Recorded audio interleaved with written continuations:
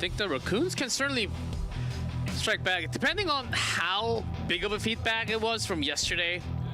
I'm sure the coach said it directly to them because this is a big match, and you certainly do not want to reveal everything here because you're very likely to be looking forward for that grand finals of Asia.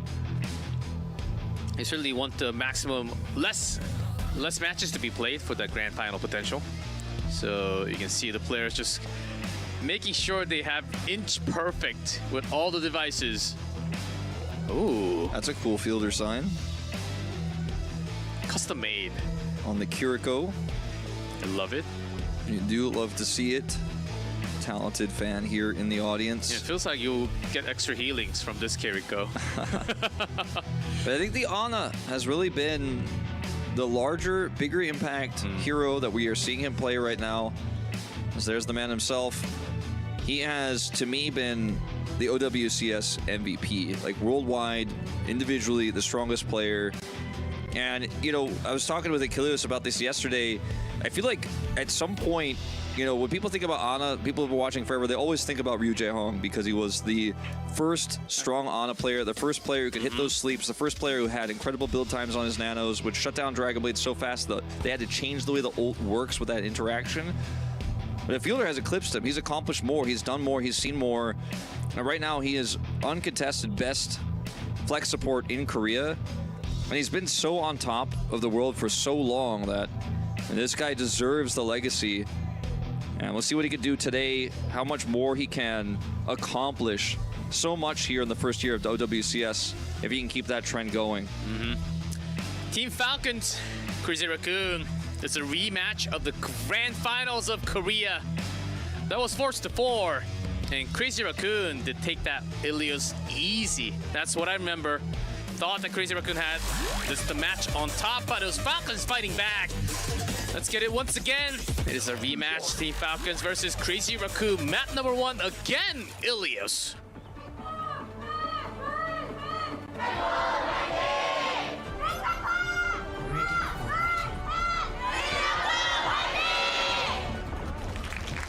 Oh boy, the energy, the hype levels there. Is hype. Number 1 and number 2 from Korea, battling it out. Smurf hovering There's a the chance. Wrecking Ball, and I think it is absolutely viable. Also Stalker on the Echo here. Very standard, but they will swap over to what we'd expect. It is the Brigitte Ana and the Tracer Echo Winston Dive Mirror. As Tracers swap after the teleporter. Let's see. Here we go, G-Clef. I'm so excited. I'm so hyped. Jump top just to check. No big dive yet. Just checking things off to the side. This Echo will have so much impact, and Ana comes in here too. Echo, the pressure is always there. Let's see, a bit more angle coming up from Crazy Raccoon. Big damage onto Chio, but they can't actually secure the pick. Oh, I say that. Just the jump save, just for safety. That was a bit more from Smurf. I have to jump away. So patient here, backs off. Some extra room for Crazy Raccoon. Sticky onto Fielder. Purple. Nice nano from Shu. Or, sorry, Bio. And that's enough, actually, to get those picks there. The heal deny, massive. The Bio Grenade, it's not just the purple that they're on. The damage was actually increased a while ago. Yeah. It's significant, the damage. You could follow through with the damage that high, plus the healing deny. It's really easy to just pull the trigger and follow up on those types of plays, and that's why Ana is so pivotal right now in this meta at the top of Korea. It is always the Winston Ana that you see with variations on what the DPS is going to be. But Heesung trying now to solidify this advantage. Yep, that was Shu with the Body Grenade. Now with the first cat, Raccoon. Checking things, jumping, delaying the back line. Lit with the Pulse Bomb. Somehow on the back, Heesung to follow. And the momentum is real right now for Crazy Raccoon. Fielder taking out the second time here in Shu. Having the slight nano advantage here. Junbin obviously having the faster primal. And this next team fight for Falcons definitely is winnable if they can extend it. But if it's an early pick again, we just don't get to talk about ult economy. We'll get to talk about those things, discuss how they could turn this around. Stalker really being the only one with ult advantage here for Falcons. So far away, there's Nano on Disa. And the copy. Double Winston. Stalker. Even with the Nano and duplicate on top, slight miscommunication might have been come out from Falcons as Raccoons, they're ready to go. Rage is also there. Extra duplicate from Isang, not going to be available as Stalker just puts him down. And Crazy Raccoon opt out of using a duplicate for survivability there. No primal.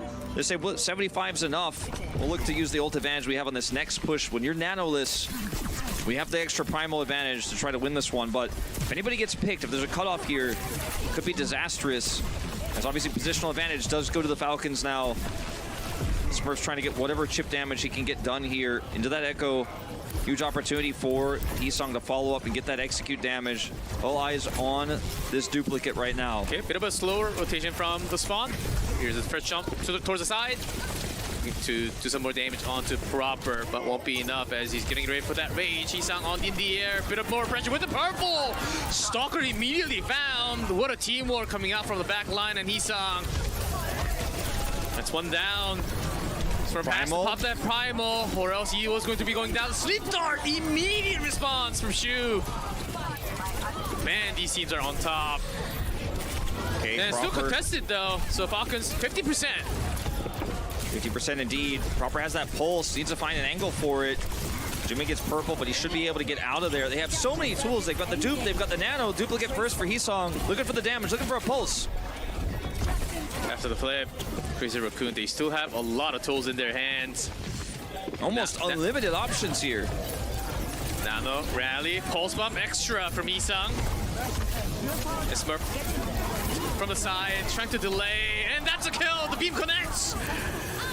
Nano on the Stalker from Falcons because Smurf died so quickly there, but he's not getting anything out of it. He wants to build that dupe. Purple again, all the way in the back, and Chorong with the push. Without the instant, so vulnerable, and 99% Raccoons.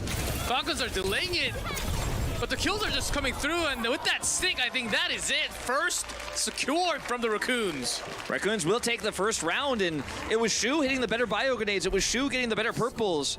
That was the real deciding factor here. And after, we went on that long tale about how Fielder is the most dominant. You said Shu's the only one who's really close to him right now. And on that first round of Well, it was Shu who was coming up with these over and over and over again. That first one being the most pivotal because that's what leads to the snowball. That's what leads to the dominoes falling. Then from that position on, obviously he has positional advantage, so it's much easier for him to chase down these targets and get those bio grenades. But the first one was so massive, and Team Falcons just weren't ready for it. Great lob, great angle.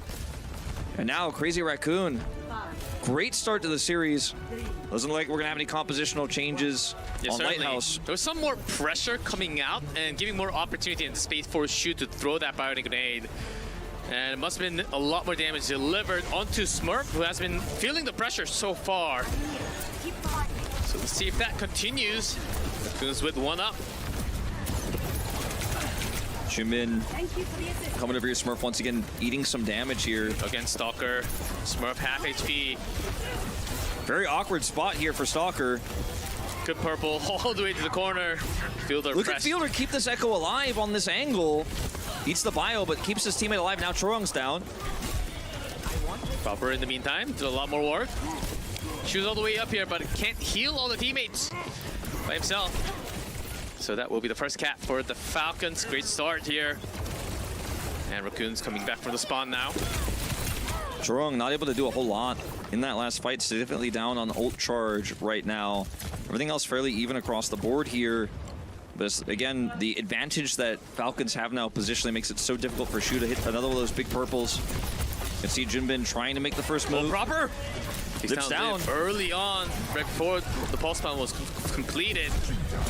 27%, and Junbin also going very low. Has to be waiting for that heal. Jumps back all the way back to the support lines. That will give some extra space for the Falcons to regroup. Stalker trying to build for that dupe. And almost both nanos ready. Proper with the pulse bomb. Onto Hisang!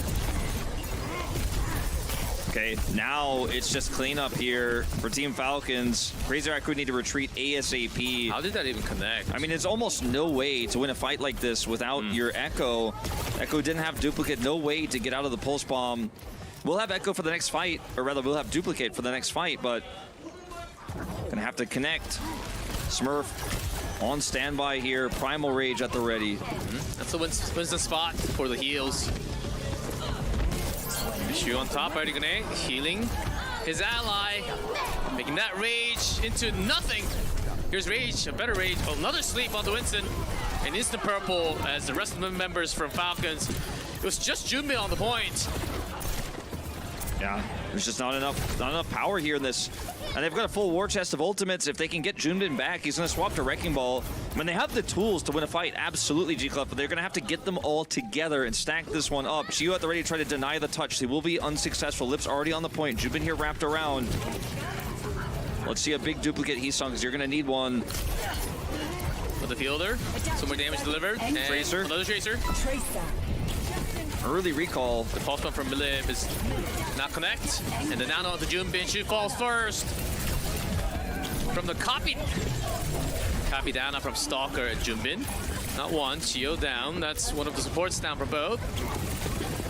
Proper looking for more hits onto the opponent. Tracer has to recall back. There's a stick, and it's good. Chorong down, Izan falls. And thriving in the chaos, Proper just running through them and filling the kill feed red as Team Falcons will get the recap here and bring us to 3. Junbin just now responding. No one can touch. And Falcons clutch it out. In these chaotic moments, they did not whiff. They did not stutter. And man, it almost looks like with how so powerful both these teams are, how so skilled and how so careful these two teams play. Yes. The first team to lose the first fight seems like it is just never going to be able to catch back up in tempo. Almost never coming back. Not going to happen. And you saw Stalker just keeping in the range of fielders healing. It's like having your eyes on the bag. Incredible plays. Incredible plays. Proper's pulse there as they lose control of the point. Heesung trying to make something happen with that Tracer dupe, but ultimately fell flat. And Smurf shows the Orisa. Chio locks in the Lucio. So we're going to have a compositional difference here in terms of these two teams on Ruins. Is this going to be the Widowmaker to try to look for an opening pick here, outrange the Sojourn, expecting it. Bit of a distance. One shot onto Winston. Okay, we'll probably see a swap. Can't find a second pick here. The utility just too high for Sojourn. Smurf It's a bit of a dive on the back. But Litwis there to save. Shu, even though that was a cool dive, actually survived for a long time, bought some time for the teammate to work. And the difference here in this fight is that Proper was on Widow. He's not able to provide any cover fire or any peel for the attack coming in. The Winston more mobile than the Orisa. When they get that first pick, it's just an easy cleanup. And Proper still going to stick with this. Okay, finally swapping here. I was a bit concerned. And now they're going to try to burst through that Winston health bar here with the help of this Cassidy damage. Getting to the point, though, is the challenge now as Lip has full line of sight. In the room, Disruptor. And Junbin coming back with a jump, getting more healing. The Falcons, they do have an idea. They do want to somewhat have that speed boost for the dive. Railgun has to be careful. Proper, taking the big hit. Has to take the grenade to get extra healing. Look at Shu's healing output here. He's insane. He's saving 2 teammates at once. Heesung tries to fight on his own. On the back, and the pulse did not connect. And this will be Falcons. Okay, bit of a strike back from Junbin. That's Proper. Again and again. And the nano just has to be forced out from Shu. And I think Shu should have held that nano because it was just not a fight they were ever going to be able to win after that initial pick onto Heesung. And Stalker ends up coming up big in the back line. And Nano Boost comes through just as a last-ditched attempt to try to get him the Primal. You can get the Nano, and he lives long enough to get the Primal. You can contest that, but not without your damage. And Stalker holding Pulse now. Looks like Falcons are ready to tie this one up and even take a lead. They have all ultimates online, all 5. It's a good purple. Doesn't connect into kills. He'll back up 5 ultimates ready to go for Falcons. Raccoons. No Nano Rush first. Here. Shoots first of all. No Ana. As quickly the rotational target usually is Deanna. But Raccoons after that not really using anything else, just falling back as Falcons, they do have the extra speed from Lucio. Now, there's no Ana for Falcons to shut down this Primal with, but there's also no Nano Boost to empower it. So Crazy Raccoons need to somehow use this Primal, not for kills, but for space for Lip. If he can get onto that high ground, have a big ult, there's a chance. Deadeye, Kutsuzu, and a beat from Geo. Primal's out. Let's see what Lip could do with this overclock. Can he sustain and pull this one out? Lip showing up big time at a second. Exactly what you need to do when you have that free space created by Junbin. And not only do they win this fight, but it was an expensive attempt from Falcons to deny them. So sound barrier, very low value. And yes, you're down to Primal, but now you have a Nano. So this is a really huge swing of momentum for Crazy Raccoon. And now have Lip continue to have that high ground presence here. And of course, kite back. There's no dive. It's just the Orisa comp. Only Nano. To keep them contested. Lip delivers one more. Trying to have the spawn. Okay, Hisang. Stalker, both Tracers doing some work at the end. That was such a smart call from Crazy Raccoon. Shu wants to Nano early and fight them off of the point before Smurf can get set up where he wants to be, do that additional damage, set up for a Terra Surge. They know sound barrier is down. They know it was used, so there's no real risk. If you were super coordinated actually setting up the Nano, they put it onto Junbin and let it fly. Lip still has so much control here. Now going to kite back to for the actual last fight of the round here. And Fielder's down. Hisang on the back line. These Tracers. He's grabbing one onto Cassidy. Takes a grenade, and the opponent Tracer still survives with the heal coming out from Shu and Choro. The support is certainly there. Sleep's not going to connect. Smurf almost has Terra Surge. She's so close. There's a stick. Hisang once again. Smurf down. Falcons with the remaining 4. They have to pull out something. Geo dead. Proper Stalker Fielder. Just 2 left now. Fielders delivering on a few, but still against Junbin and Chorong Shu. Back in fight. And Crazy Raccoon. Smurf, not back in time. Crazy Raccoon will once again take the lead in a series against Falcons. They weren't able to do it in the finals. They weren't able to take that win there. But every single time they're doubted. Every single time you go, well, Falcons got the better of them last time, so perhaps they'll just be the more dominant team. And yes, their performance was better. They come in strong here in this first one, but it was a very close series, or rather, well, I mean, I guess it's a series, a very close first map. We got all 3 points, all of them were close. And Raccoons starting off very strong here at G-Clef, and it's, again, in that last one, mostly compositionally, but they played it so smart. And Shu is saying, no, Wolf. You think Fielder's the best Ana player? This is a big X mark for the Falcons. They wanted the big revenge on the map at the first control. Falcons chose the map, as this is the favorite map of Raccoon. Okay, let's take them down with Ilios and then just have an easy series, maybe looking for that 3-0, but that did not come true. And now the Raccoons, they have so much more chance of winning the series entirely. Now that was one risky choice, choosing the map that the opponent practiced the most amount. Even though I can kind of understand, because the Falcons, they had really nice day number 1 and 2. They thought this momentum could continue, but the Raccoons are back. They're crazy. Now, Falcons will have another map choice, of course, moving into the second game. So we'll see what they want to do.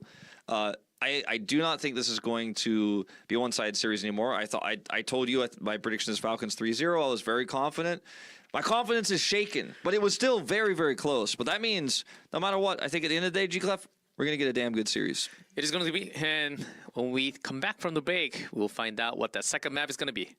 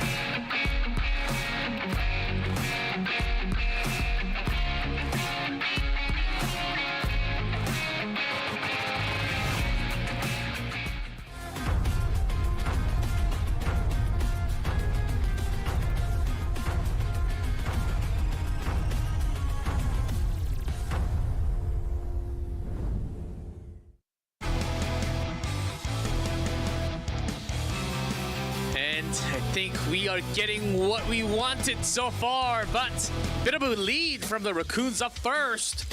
Just like the grand finals that we had a few weeks ago. Raccoons in the lead. Now Falcons, their second map choice of the series. I don't know, Wolf. There are lots of maps that they can force Raccoons into. And we have seen so many times when the Falcons, you know, end up dominating a map type. Like, it's the same map every time. And it was Ilios for Control. It was often Midtown for Hybrid, Coliseum for Push, New Junk City for Flashpoint. And then for Escort, they didn't play a lot of Escort, G-Club. You know, in the early days, we weren't going the distance. Because they didn't have to. Yeah. And now we're going to Eichenwald. Eichenwald. Is this going to be more of a rotational fight? That could be. And it could also just be that they want to move away from the playstyle they're showing us right now, perhaps moving away from the Orisa a little bit.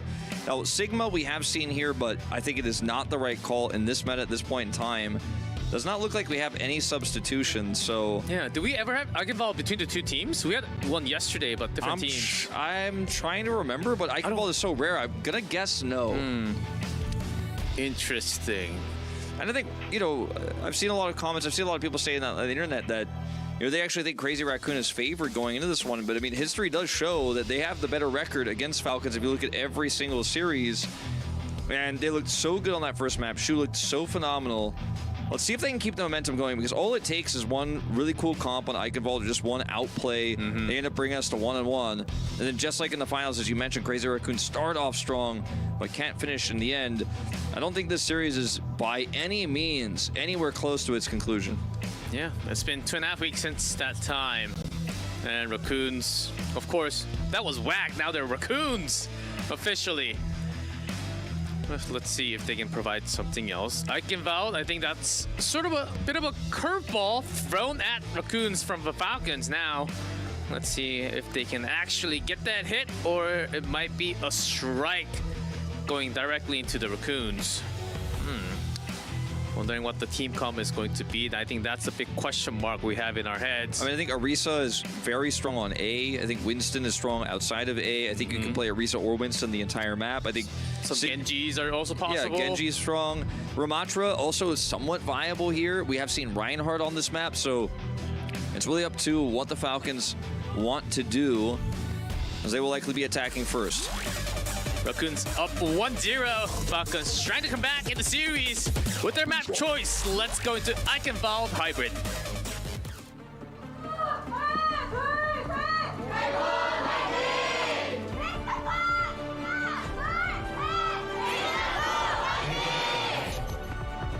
Another attack first choice from the winning team. Crazy Raccoon will go first on the attack. So Falcons defense.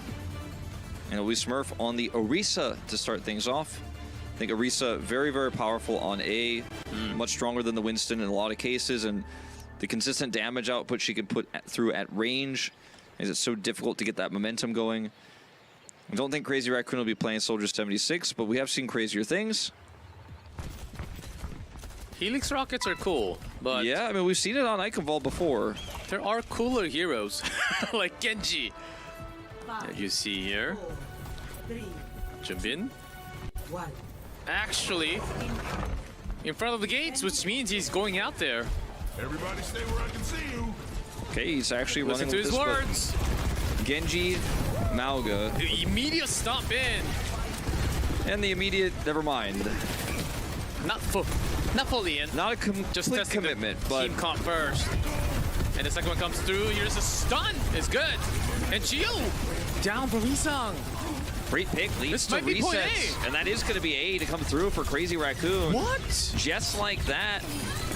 And it's not with a Dragon Blade. It's not with a fancy ultimate. It's not with the crazy pop-off from a Tracer. It's no Pulse Bomb. It's just a first dry push. Going straight into, bam, Stomp comes through. First Stomp, little weak. Second Stomp, the full commit.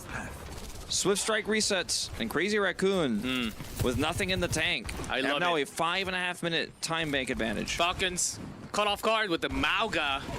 That direct stomp into the room. The room, inside the room, you're supposed to feel safe, but once that stun hits, Man, that was quite dangerous, and the Falcons are going to be losing the first point early. 5-17 Now, for Crazy Raccoon. Also eats a ton of damage here, though. He has high ground advantage, or had. Really a nice advantage for that entrance. He's still going to hold this, but ended up getting shot there. It can be rough, because Genji can always just come. Oh, And Lip, too. I mean, he can outrange you, so... rotation coming in. Smurf needs to be quick about how he uses his Terra Consider Surge. rush immediately, sweep strikes in. Still safe, somehow survives all that. So the rotation continues, now focus on the Smurf, Terra Surge in. Takes some damage, but keeps it to minimal. Yeah, Hisong taken down. Purple gonna hit Junbin, and that will be the end of this push. Very difficult to continue to make this Malga work with the Genji into this high ground because he just doesn't have that much upwards mobility. Hard to actually get up there and win those fights, especially without a Dragon Blade. Shu swaps to Ana briefly, and then decides to go back to the Kiriko. Looks like they want to give this just one more try. Look for perhaps a cage fight and the Dragon Blade together. As Nano Boost is at the ready here for Fielder. Good sleep. We'll delay this push. Hisang always trying to contest the Cassie on top. You do need some pressure from the free damage. Smurf taking a bit of damage. Hisang sweep strikes out. That's on cooldown now. Now a bit of a positional swap between the two teams. As Falcons are now in the room. In the back there's a sleep dart. Sleep on the blade. Spoken. Even with the beat, that killed sometime, but not enough. The firepower is still there for the Raccoons, but the fire back from the Falcons. Yeah, They were just close. a little bit. Yeah, lots of low HP members, but just couldn't deliver more than just one kill. And if you don't kill the healers and everybody's low health, they won't be low health for long.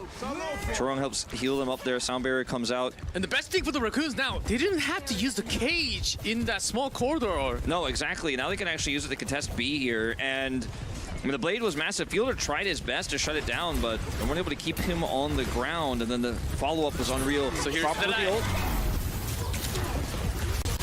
Everyone behind the payload. No real big hit. Smurf is so low. Oh, there's a cage just to get the payload in. So close, 135 out. Don't think that cage was even needed. This No. fight is just over. It's just over. And Oh my Smurf just God, got Wolf. focused down. He wanted to fight with a Terra Surge, but he wasn't able to build it in time there. Pushed away. I mean, Crazy Raccoon are just pushing bladeless and winning fight after fight with these picks with this Malga composition.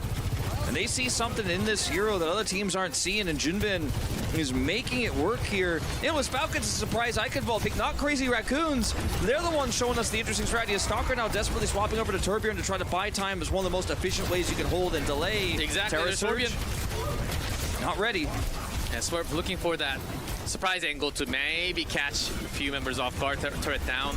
Hisang still on Genji. A little more weight from that blade. Going to use that deflect to gather some more ultimate charge. They're all doing the back, ready with the aim matrix. Can they really hold the point? Gio has a lot Jumping of... down, quickly found, and the sound barrier beat not used. And that will be available later. Still, because how quickly the push has been made into point B, still over 3 minutes of time. Oh, Gio has a huge role to play in this defense now because he has the rally. He is the best person to shut down this Dragon Blade. He's going to obviously have to help do it through a sound barrier this time around. But he has a huge responsibility here in this next fight. They're going to have Molten Core soon as well. Falcons with a huge turnaround here in terms of how much control they have and how much they can eat through this time bank now as Lip struggles to get line of sight. It's Dragon Blade time as they push around. A stomp could set it up. The turret's down. They even have the Kitsune Rush to speed everybody in. Healed back up. Here we go. And this is the moment with the rush. Responded with basically everything except for the Terra from the Falcons. Beat is down from Chorong. Because of the Deadeye, they can't really engage in, but everything dropped from the Falcons. Only Terra Surge can turn things around. Overclock from the distance. Live. Here comes the Blade. And the Blade on the back line. Torbjorn gone. They won't be the only one. They survive, barely going into the spawn. They're smart. Okay, Gio takes out Hisong. I said he had a role to play. He played it. And Team Falcons will hold. Groans from the crowds. It looked like perhaps they were going to have an insane time bank there. Hisong gets shut down. They save the Blade until everything's gone. The Molten Core is gone. The rally is gone. Everything is used. Gets a good start with the Blade. But Gio comes up with a big flay. And here comes the follow-up push here. Junbin will have the cage fight ready again. They're gonna have to burst through that turret first around this corner. Yeah, it's a great placement for the cage. And the turret's in a nice spot that's hard to take out first. If you stop all the way back, you can trap so many, even the supports, hiding behind. Stalker down, Choro! Out of all the members, there's the cage! And Proper can't escape. This might just be it with 128. Raccoons. Geo can't get it done alone. 3-point. Smurf down, that's a team wipe. That should be it. And the payload hits 121 here on the time bank. Raccoons are just... Dude, what happened in less than 24 hours? Well, they came with a really cool composition prepared. And obviously, you know, you don't necessarily know you're going to be playing this one on Eichenwald because you don't necessarily expect your opponent's going to pick Eichenwald in map 2. But it's really just not even about the Mauga alone. It's about the DPS line, and it's about Hisong and Junbin as a duo with his really nice stomping gauges, the burst damage they're putting into this Orisa, and look at the healers. It's a Batiste and a Brigitte. That's what you want to run with this comp. That's what you want to deal with Genji with. But you're trying to deal with Genji with the Brigitte, but she doesn't heal enough to save the Orisa in the front line. It's getting burst down by Mauga. And then when that reset comes through for the Swift Strike, your DPS line is completely exposed, your support line is completely exposed, and this comp is quite cool. Now, we've seen a few teams in Japan actually run Genji Mauga during the Mauga meta to great success, but this is something completely different, and that was kind of a Flashpoint exclusive. We're not seeing this comp on Hybrid, but and Crazy Raccoon really pulled it off. Yeah, that team comp was basically gone after the hotfix. That was when Mauga was extremely strong. And my question now is Falcons willing to adapt like on the fly, or are they just going to stick with the practiced comp with the Orisa? Looks like that's what they want to do. They are going to have Stalker show the Genji for now. I think they're going to commit to it. They're hoping they have enough damage to burst down Lip, blow him up, and then you can win that fight early. But patching the time bank that they got on A is nigh impossible. They have to win this first push without Dragon Blade, just like Crazy Raccoon did. These neutrals can take a while. Falcons taking a bit of damage, trying to come in, but bought their space into the side house here.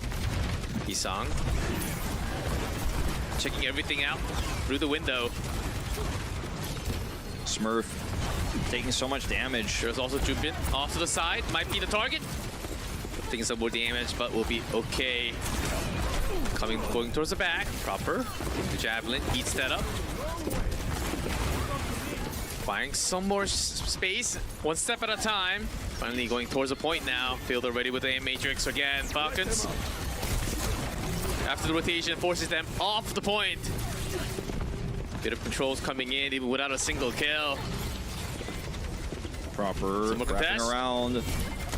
It's all about who can burst down the tank faster. Xiu, though, now under threat from the side. Window from Xiu. Is there Mortality field's down? And the members of Falcon just spread around. I don't think they can focus to the right target. They're too split. There's no way to save Proper here. He had a good angle for a moment, but it's all starting to fall apart now. One take is all they're going to get off this one. And time bank down to 230. Crazy Raccoon, successful defense. And man, Crazy Raccoon on fire. They absolutely have all the momentum. Now, Falcons do have this Dragon Blade, but they don't have a nano. They're not going to have rally armor for it. So perhaps they're going to play it slow, set it up with a Terra Surge. They just go in blade blazing. Yeah, slightly not more gonna be power enough. in the pocket for the Raccoons, though. Yeah, I mean, that's the thing. Like, this isn't the surefire Dragon Blade push they were looking for. They don't have anything to pair with it. Hold up, Hisong. False pump. Not this time. Smurf, for that early pick. Can he get that surge up? Stalker's down! Oh my god, Junbin! He's already dead. No blade available. 150 to go. The Terra did so much damage from Junbin. This fight is over. Their Terra Surge is available for Smurf, but for what? Why does he surge here? Unless he's going to swap, there is just no reason. Maybe he thought it was Absolutely no possible. reason. He just goes down to his own death, and Junbin finishes him off before he goes down. Man, I see that Sadiators.jp on the ground, and I'm JPG on the ground, and I'm thinking that's how I'm feeling right now if I'm a Falcons fan. Maybe that he just was thought not that was it. a Terra trade, but It was definitely not. And now, I mean, now they don't even have a Terra Surge to match with this blade. Maybe they could set up a rally. I mean, they don't have a speed boost to get through anything here either. That's Proper here in the front. They do have the blade, so things are certainly possible from the Falcons. Lip on the back, ready with the Deadeye. Headshots. Coming through Chorong onto the side. Window up first from Shu. Chorong, they're engaging onto the side. Mortality field gone for Fielder.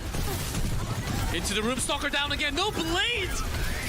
Such a dominant fight here. They just walk up to Falcons and say, I don't care about your blade, I don't care about your rally. I am just going to come and take what's mine. And they were waiting. Okay, how do we counter this blade fight? Chorong's in position. The blade just never comes, and Crazy Raccoon just walk forward, match rally, and mow them down. And they don't have a Terror Surge still. Smurf's last Terror Surge definitely wasn't it, and Lip got stunned there. But it's kind of weird how Falcons are not reactive to these rotations when they're walking in. There's a high noon from Lip for the extra delay. 15 seconds. Only Falcons. 15 seconds. Where is that Dragon Blade Stalker? Being marked by Hisang. Smurf so close to Terra. Deadeye to try to set him up. Kind of from proper. Find some space. Stuck. Smurf. The field has to be used because of that reason. Terra. Junbin goes down. Window opportunity for Falcons, but Smurf. Down before the surge is ready. And Hisang. The back Gonna have to be a Miracle Blade. This has to be 2 or more. Finding some work, but only 49 HP on himself. Lip. Hisang. They're still alive! And that's a 3-0 on Eichenwald. Wow. 3-0. No cap on A. The full hold to come through from Crazy Raccoon. And unlike the finals where they got some momentum and then it swiftly went away, maybe this time they can get it done. Win another series, a non-grand finals series against the Falcons. And there were doubters, myself included. I was a big doubter, G-Clef. #1 doubter on this casting desk. And it's just an outclassing that we're seeing. Hisang, on his good days, on his best days, it just seems like no one is even close to this player. His Genji on attack was incredible. The Malga composition they ran was actually really slick. It was really creative. And it's too many games today for me to have 2 series where I'm like, wow, I'm really inspired by this team. I already had Daff, and now I have Crazy Raccoon showing up in a big way today and just subverting my expectations. Because that's, as a caster, what you love the most. And fans are always like, Wolf was wrong. And I'm like, yeah, I was. I'll own it. Because my expectations, they're subverted, G-Clef. That's exactly why we have esports on stage, on this big stage. And Raccoon's, dude, I think their Malga really tilted Falcons off. Bit of a mental damage there because of rotations, especially the second half. They literally just walked to them, but the rotation, they were getting split. They couldn't cover for each other. Yeah, like the basics were just off for the Falcons. And Stalker was just never going to use his Dragon Blade. Just never use that. I'm just sitting there thinking, like, we have the AKM blade. Maybe we may need to make a new blade for how long you hold a blade and never pull it out. We got one. You got one. It wasn't at least 0 at the end. I mean, ultimately, they seemed really stressed out, really under pressure. Smurf's ultimate didn't make sense, and the lack of cohesion with the blade just doesn't add up to me, G-Clef. Yeah, because they have the team. Okay, we will talk a little more because we have to talk. We have to take the break. I wish we don't take a break, but once we come back, let's see if Raccoons can actually finish this one up with a 3-0 or Falcons striking back.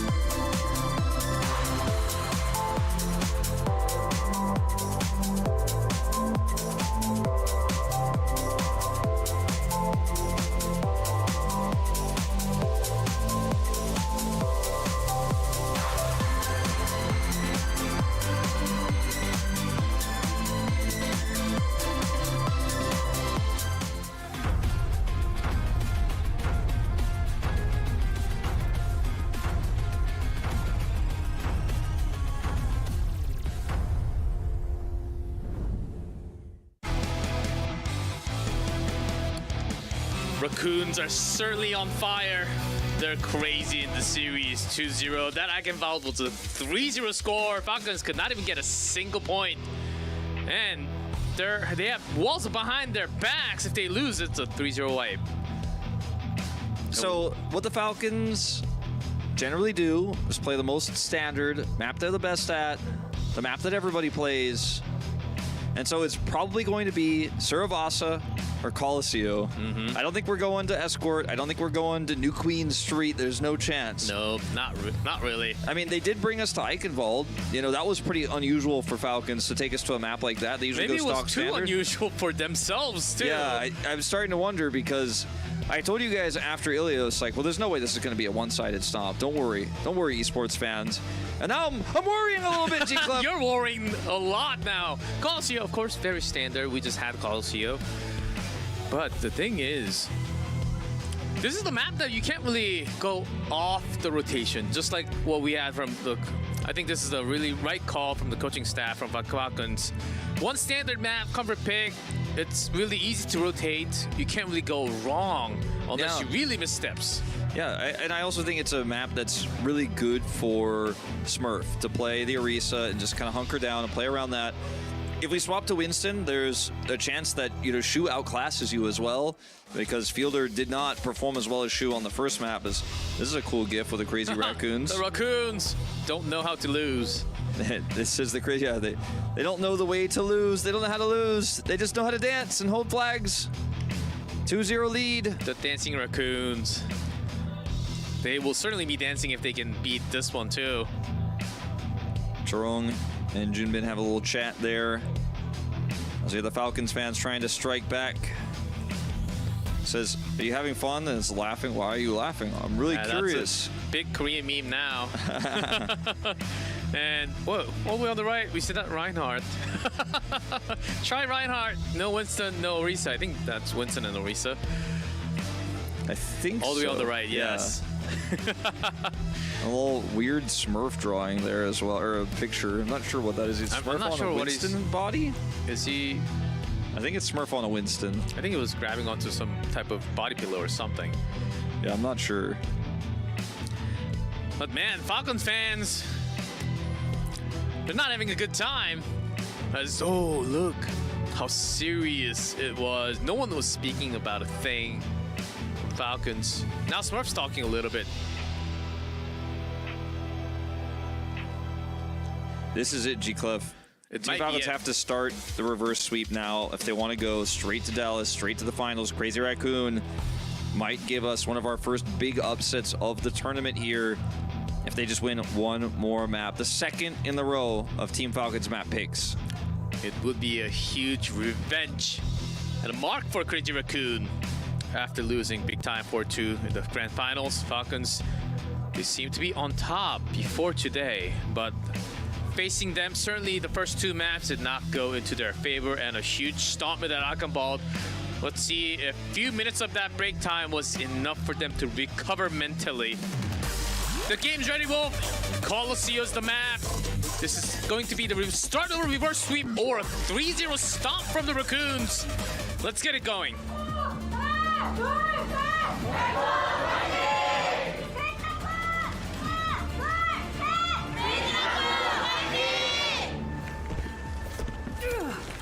Orisa mirror setup right now. Tracer, Sojourn. It's all stock standard. It's going to be a mirror. No stylistic differences this time. And that's exactly what the Falcons wanted. I wanted to come into this, play it straight up. Smurf versus Junbin. Lip versus Proper. Here we go. Clashing as we head into the entrance of the corridor. Oh, Raccoon's going strong to the side. Everyone off to the side. Yeah, pushing deep over, but then changing course now. Yeah, usually you just have a Tracer and Kiriko off to the side. I think they were slightly concerned maybe from Proper taking those big shots. And also, if you force the fight from the side, you don't really give that much gauge to the railgun. I think that's what they were looking for here is Proper. Trying to have the right-click target, but you don't see anyone actively going left and right. Not quite. Did we check from Isang? Blinks in. Okay, here comes the bot. Still 0.00. Bots move back and forth. It's just a tank and Just a maybe tank battle. Lip proper. Okay, Lip. Bit of a press. I thought Lip maybe had an angle there to actually take out Chio, but he's not able to follow up. Yeah, and Isang also went very low, but no death. Some more pressure. Healing way more than Chio is right now. Actually, it does have the first sound barrier potentially. That could be what decides this first fight as he's rushing for it. Now super low, but actually it's going to even speed him up further to that sound barrier, 10% away.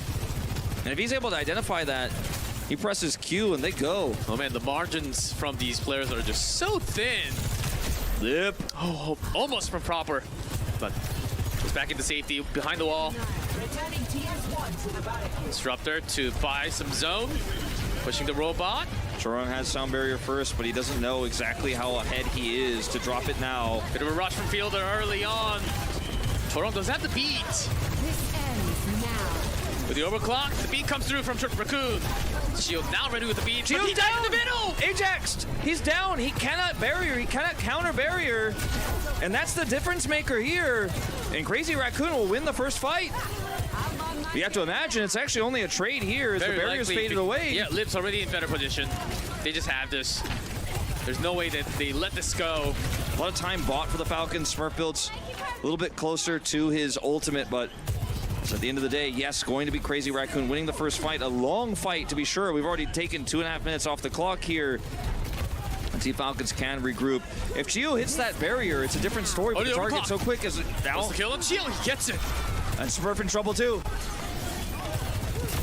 Lip was like, wait, you guys didn't kill him? Proper strikes back, and second. That's a pretty good trade. They do have space to come back now. With the 2 dead, but Hisang is still there. Now, Does Kiriko? trying to get up onto that high ground stalker. Last to fall here. And while it's a fairly even trade, Crazy Raccoon still maintain a little bit of control with the distance. Falcons now trying to turn that around as Lip looks for some pot shots here. Losing this fight for the Falcons would be disastrous for their chances of actually regaining control. Jumin on this angle. Needs someone to speed him up to get that Terra Surge to set. Could, of course, be countered by Smurfs. It does not get closer than this, G-Club. Yeah. This is such a close game. We're It's back unreal. to even footing. Of course, Falcons, they have 0. Here's a bit of a push from Junbin. Proper should be closer to the overclocks. Faster than Lip. In theory, there's a rush coming down from both. Builder shoot. Junbin with the Terra. Lip strikes back. Proper with 99. The moment before the overclock was available. Raccoon's just slightly ahead every time. Smurf looking for a Terra Surge, but he's taken out. Trying to get in there, but it's too late. I think that was exactly the idea with the positioning that he had.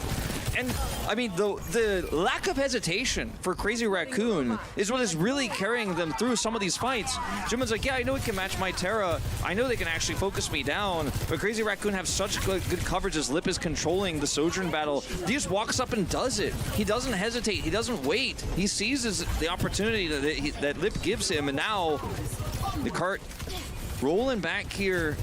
But Crazy Raccoon still in control. Still win another fight. Now, sound barrier for Chorong here is what stands between him and this big surge for Smurf. If Smurf can get into position, because he is struggling to close that gap. Lip's coming close to the overclock, matching up with Proper. Potentially, it has been Lip winning the fight in terms of the soldier battle. There's a beat, and engage seems okay, but the counter beat comes out from Chorong. Lip waiting for that barrier to go away before he pops this overclock. Here it is. And the Terra this time strikes big, but Lip delivers before that. And he's going to power slide in for more as the response again from the Raccoons. Actually much better. And the Falcons, 2 meters. 2 meters after all that. They're controlling this so well. And the fact that the position there for Lip was so perfect, they force out the sound barrier. Smurf gets nothing with his Terra Surge. And once sound barrier's down, Lip's like, well, you've got to get on that robot. I'm going to use the robot to my advantage. You have to push right into my line of sight while I have overclock ready. And there's nothing Proper can do because he doesn't have line of sight. He doesn't have control. And now Crazy Raccoon just holding it at 47. Yes. Are they going to give up their position? No. 47 greater than 2. They're just going to hold it Much and hold it greater and than hold 2. it. I can certainly do math on that. Raccoon's ready with the Terra Surge now. There's Junbin right in the middle, delivers some damage. Smurf low. Geo also going low. With the rushes on both sides. Smurf so low. Oh, there's a stick with the double from Sisang. And the Raccoons are delivering so much. Proper gets one back onto Hisam, but not before he gets the 3K. Proper the last to fall, and Crazy Raccoon will once again take this bot, and with a team kill this time decisively, they'll actually push the bot further past the checkpoint here at 47. And Team Falcons really struggling under pressure. Now they're out-ulted. And the cycle, Crazy Raccoon just out-ulting them, always having the ults for the better team fight, the most important team fights. Ult economy advantage is so real. Proper looking for an angle here, but he only finds Junbin and his javelin straight away. Where's the line of sight? They're fighting so desperately to get it, but they cannot keep up with the movement of the Crazy Raccoon. So as you've been mentioning, just continue to rotate non-stop. Even with a team fight win, they don't want to be stepped down from that bridge. Knows exactly how far they were willing to go. Torong holding the beat. Chio just coming online. Smurf Here's wants Smurf. that Terra Surge, but he's 10 away. That's the moment. Javin Lips goes back. 0 o'clock. Proper. Let's see who comes out on top. Junbin finds one first. Again, Stalker. Tracer down for the Raccoons. 4-4 on the floor. Terra Surge in desperation here, but it comes up with nothing. And the here's counter! Junbin with the counter. Buys some more zone, and the timing and in that lip strikes that Stalker down. And this might just be it. Another one for the Raccoons. With the rush, sustaining. Lip And just the free response should be firing. back. Fish in a barrel. He's on with the He's out pulse. with the sig, and that's on Larissa. Enough damage with Chorong finishing off. Again, Raccoon buying so much more time now. 222. This is insane. And the later they die, this is worse news for Falcons. Such a dominant win here in this fight, Are in you every feeling it, fight. Wolf? The 3-0. I'm feeling the 3-0. I'm seeing it. I'm watching it. We're witnessing it. Falcons in a miracle. They're Look, almost he's all spawn the way camp. out here. Yeah, he's all the way out here. They have full control, and Smurfs alone. Didn't wait for his teammates to respawn, now losing a lot of his armor. Now, obviously, this is going to build them a lot of sound barrier charge as Chio surges forward, trying to keep up with Chorong here. Proper with the pressure. Smurf. All the way on top. Stalker, oh, get ready, Chio. Deliver 2 more, so this has to be the spawn. And some more extra push for the Falcons. Finally, off of that single-digit push. They bought so much time. They wasted the clock down to 93 seconds here. That's only going back to spawn. Then they have to push past the 5 meters they already had. They and got the check mark. exactly. Now, Crazy Raccoon, they got the checkpoint. They're also now able to set up for a counter sound barrier in this fight. And if Lip can maintain line of sight, which he should be able to because they have 60 meters now to defend, they don't have to fight up in the face of the Falcons. They can waste their ults and win one more fight. Barrier out here desperately from Falcons because they're the ones who have to attack first. Counter from Chorong. The response from Chorong is good. And still has with the barrier. Surf. We're trying to turn things around. Here's Lip. Striking again and wins versus Proper. Only being able to get one overclock, and Stalker immediately said, just get me down with the team. You know what? I said it earlier today. I said, Crazy Raccoon, they have Lip. That's the one position going into this series where you go, well, Lip is the better Sojourner moving into this one. Every other position, it's debatable. You know, some people like to say Shoe's better. I was leaning towards Fielder, but Lip is popping up, and he sees that opportunity. Oh, he's hung down. Okay. He's hung down. He sees the opportunity to double Reese 30 ults, seconds. and he's like, I'm sliding past. I'm going to kill the whole damn team. And he did. Proper has the confidence. But where's the line of sight? Who can he shoot at with his overclock? He just cannot keep up with the Crazy Raccoons. He doesn't have line of sight, doesn't have any angles, and they don't have any meterage either. They're 60 meters behind. 13 seconds, Wolf. Looks like they might be dropping down to losers. If he can't find an angle, Fielder's gonna have to set him up with his Kitsune rush. Falcons are so desperate. To the checkpoint. Might be possible. There's a rush. Rush trade. And Proper needs to show up big time. A lot more this time. He's done with the pulse bomb. He's down. Junbin goes down. No instant for the Raccoons, but still 4-man up. As they're struggling here against Stalker. They still have the room. Still have to push 40 more meters. And they might do it, and now things are getting a little bit more desperate for Crazy Raccoon. Still with the advantage, but they need to regroup. And has to touch. Stalker showing up big time. Chorong down. They need to regroup, and they need They'll to lose regroup here. fast. Junbin needs to just leave and give them the free control of this And meters. the beat? What? Beat? I heard the beat. I heard it too, but it's not going to land. It's not going to go off. He's denied. And I Lip heard just the comes beat. up. I heard it, but I didn't see it. And Lip, On top. he's sending him to the grand finals. Ends now. And it's a 3-0 victory for the Raccoons. The revenge is there. The Falcons could not get a single map off of the Raccoons, fighting back big time. Now Crazy Raccoon going to the grand final of OWCS Asia directly and qualifying for the majors. Crazy Raccoons, the first ever finalists, OWCS Asia, dominant 3-0 here. There were so many doubters, myself included. I was the number one on the list. I said it in front of I said, you know what, I'd go as far as to say 3-0 Falcons. Big doubter, but so many sound barriers denied. The tank battle not going the way of Smurf. Crazy Raccoon using Lip to buy so much space as they did all season long, as they did all international here at OWCS Asia.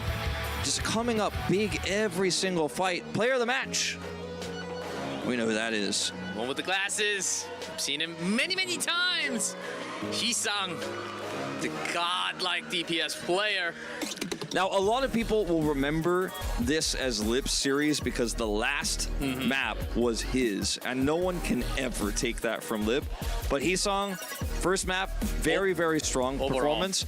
Map 2, the Genji, he won them that map almost single-handedly, with, of course, some help from Jimin and some really nice stomps on the Mauga. But, I mean, the team just overall was a better team. And the finals are theirs now, and Falcons aren't even guaranteed to go to the finals. And if you're a Falcons fan, you better be holding on to the fact that this has happened before, and then they won the finals. They lost regular season, they lost the seeding match, but they were the better team in a best of 7. If you're a Falcons fan, you better hope you get there, and you can prove that to be right twice, because this series was not close. Map 1, it was. 2 and 3, not at all. Oh, man. I mean, the thing is, too, like, in Coliseum, the beginning was close. It was actually really competitive, and then suddenly, once they lost control, they could just never keep up. It was after those about 4 team fights in a row for Crazy Raccoon to win. And even with the aggressive initiation from the Falcons, it was just not enough. Yeah, and we'll have the highlight from the Ilios. Yeah, this is, of course, the start of the series. Hisang's Tracer, and then watch this. Yeah, Genji. Of course, it was with the opening from Junbin, but this was insane work from Hisang. And also Liv, of course, who had such a great day. And also Shu had some insane pickups, not just from the grenade, the kunai, and the saves from the back line. And I gotta say that, you know, a lot of this series came down to Crazy Raccoon just getting, I don't want to say in the heads of Falcons, but Falcons are a team that plays extremely standard, and they broke their formation. They made them uncomfortable. They constantly had no fear. They were bold, and they were aggressive, and they constantly rotated around and never let Smurf get to where he wanted to be on the Orisa. It felt like Junmin was playing, like his Orisa moved faster. His Orisa actually did more damage because he was just constantly getting more value out of everything they set up for him. Beautiful Tracer play. And you will get to hear from this guy after a 3-0 victory against the Falcons. 라쿤과 팀 팔콘의 치열한 접전 끝에 오늘 승자는 크레이지 라쿤이 차지하게 됐습니다. 승리 축하드립니다. Congratulations, Crazy Raccoon with the win. 승리 축하드립니다. 자, 오늘의 POTM은 희상 선수가 차지하게 되는데요. 희상 선수 자기소개 부탁드려요. Hisang, player of the match. 안녕하세요. CR에서 서브 딜러를 맡고 있는 희상이라고 합니다. Hello, I'm Sub DPS. 네, from 희상 Crazy 선수 Raccoon. 반갑습니다. 자, 희상. 오늘 경기 정말 미리 보는 결승전이다라는 말이 많았을 만큼 긴장도 됐을 것 같은데 승리 소감 들어볼까요? How do you feel after the win? 오늘 이겨서 당연히 기쁘고 저번에 Certainly glad about the win. 했던 게 너무 아쉬워서 오늘 더 이 악물고 했던 것 같습니다. So we had to bite our teeth going into the match because the last match against the Falcons was really close. What were some of the 저희가 그런 changes that you made? 너무나도 방심을 했던 것 같고 그런 부분을 이번에는 좀 고쳐온 것 같습니다. I think there were factors that we actually had our guards down a little. And we certainly made adjustments. 자, 그리고 또 오늘 입장 포즈가 굉장히 도발적이었어요. 기억나시나요? And you have some taunting pose coming in 도발적인 entrance 포즈를 하신 데는 다 이유가 있었을 to the 거라고 studio. 생각하는데 승리에 대한 자신감이 어느 정도였나요? How confident were you going into the match today? 자신감이 없지 않았겠지만 그래도 일단 지고 들어가면 안 되니까 아, 자신감 있게 했던 것 같습니다. 아 So I tried 기선제압으로 to look more 들어간다라고 confident because I didn't want the 말씀을 해주셨습니다. 자, 오늘 경기가 feeling of losing even before the match started. 웃음이 화면 밖까지 전해졌는데요. 자, 팀 분위기 지금 어떤가요? 지금 최고인 것 같습니다. 네, 자, 문 감독님. Yeah, the vibe within the team seems to be really good, up high. 이상 선수의 트레이서 오늘 정말 펄스를 너무 잘 채워서 게임을 잘 술술 풀어갔는데 Your 오늘 tracer, 경기 the 컨디션 pulse 어떤가요? bombs, has been on 오늘 top. 경기 How do you feel about the match? 좋았던 것 같습니다. You know, 자, 오늘 I felt 경기 really 컨디션 fine. It seems like my performance was really good. 라고 말씀을 해주셨습니다. 자, 내일 결승전입니다. OWCS 코리아 챔피언을 놓친 것은 And tomorrow is the Asia Finals. 우승으로 보답할 수 있을 것 같은데요. 자, 오늘 도전하는 각오 한번 들어볼까요? 누가 Any 올라오든 last words for tomorrow? 누가 올라오든 저희는 우승하겠습니다. Whoever comes up from the lower bracket, 자, we 누가 will 올라올지 모르겠지만 grab the championship trophy. 우리가 우승할 거다라고 말씀을 해주셨습니다. 그리고 OWCS 아시아로 이제 넘어오면서 POTM 포즈가 바뀌었어요. 그 POTM As 포즈를 player of the 굉장히 match, you have a 궁금해하시는 new 팬분들이 많으시던데 pose. 보여주실까요? He like takes a bite and then it becomes a heart. 여기서 하면 돼요. 네네네. 네, 하트를 얄팍하게 깨물어 먹는 희상 선수의 POTM 포즈까지 bite 알아봤습니다. into 자, 지금까지 크레이지 라쿤의 the 희상 heart 선수 sign. 만나봤고요. 승리 다시 한번 축하드립니다. Congratulations 감사합니다. again. Ji-sang certainly feeling happy with the revenge. 여기서 마치도록 하겠습니다. 저희는 마지막 경기로 돌아올 예정인데요. FTG와 예티의 경기가 기다리고 있습니다. And that is one heck of a match from the upper bracket, but we do have one more match before we finish the day. From the Gamer versus Yeti, the lower bracket continues.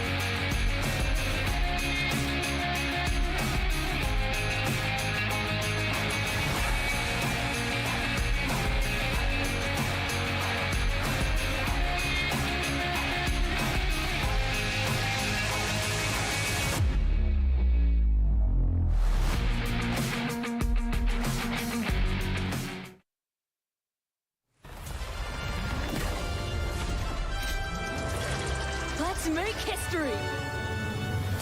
No way! Ha! This season's got my name written all over it. Tectonic Shock is ready to rock! Taking names from strata to stratosphere.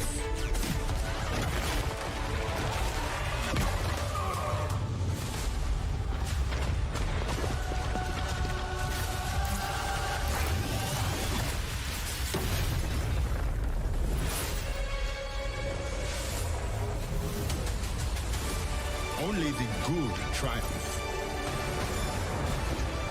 We will tear them down. No mercy. I decide who receives my aid. Good always has the last word.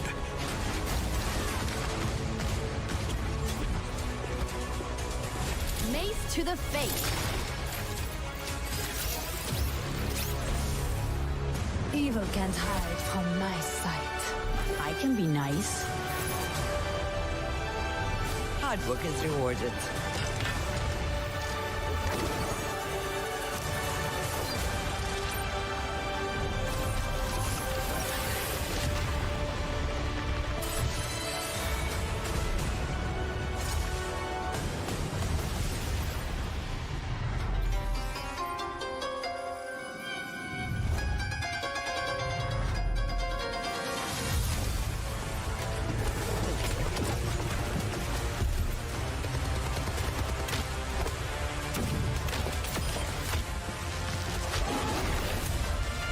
There's no way I'm gonna miss this.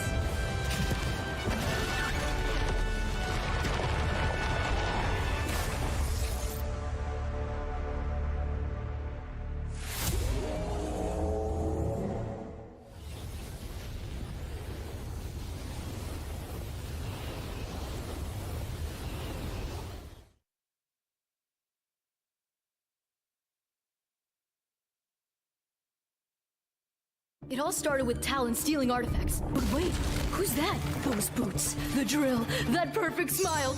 It's Venture! Whoosh, flashback. I researched this artifact, last seen in my favorite place, Cairo, and the reliefs there led me all the way to the Shambali, who were kind enough to direct me, after a lot of digging, and I mean a lot, to the hideout.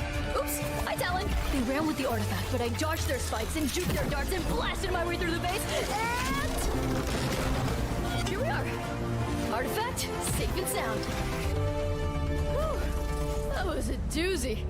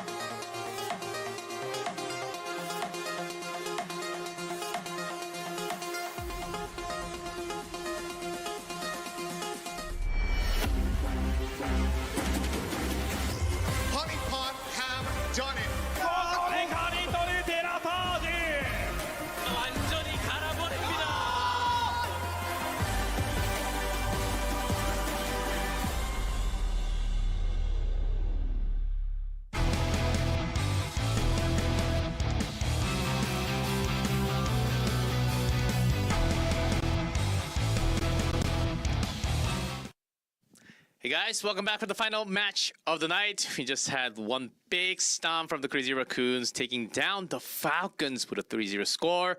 But now it's time to figure out who's going to be going up against the Falcons, either from the Gamers or Yeti. They have to come out with a win first. That's right. And this match is really tough to call. Obviously, Yeti with a very dominant win over the first seed from Pacific.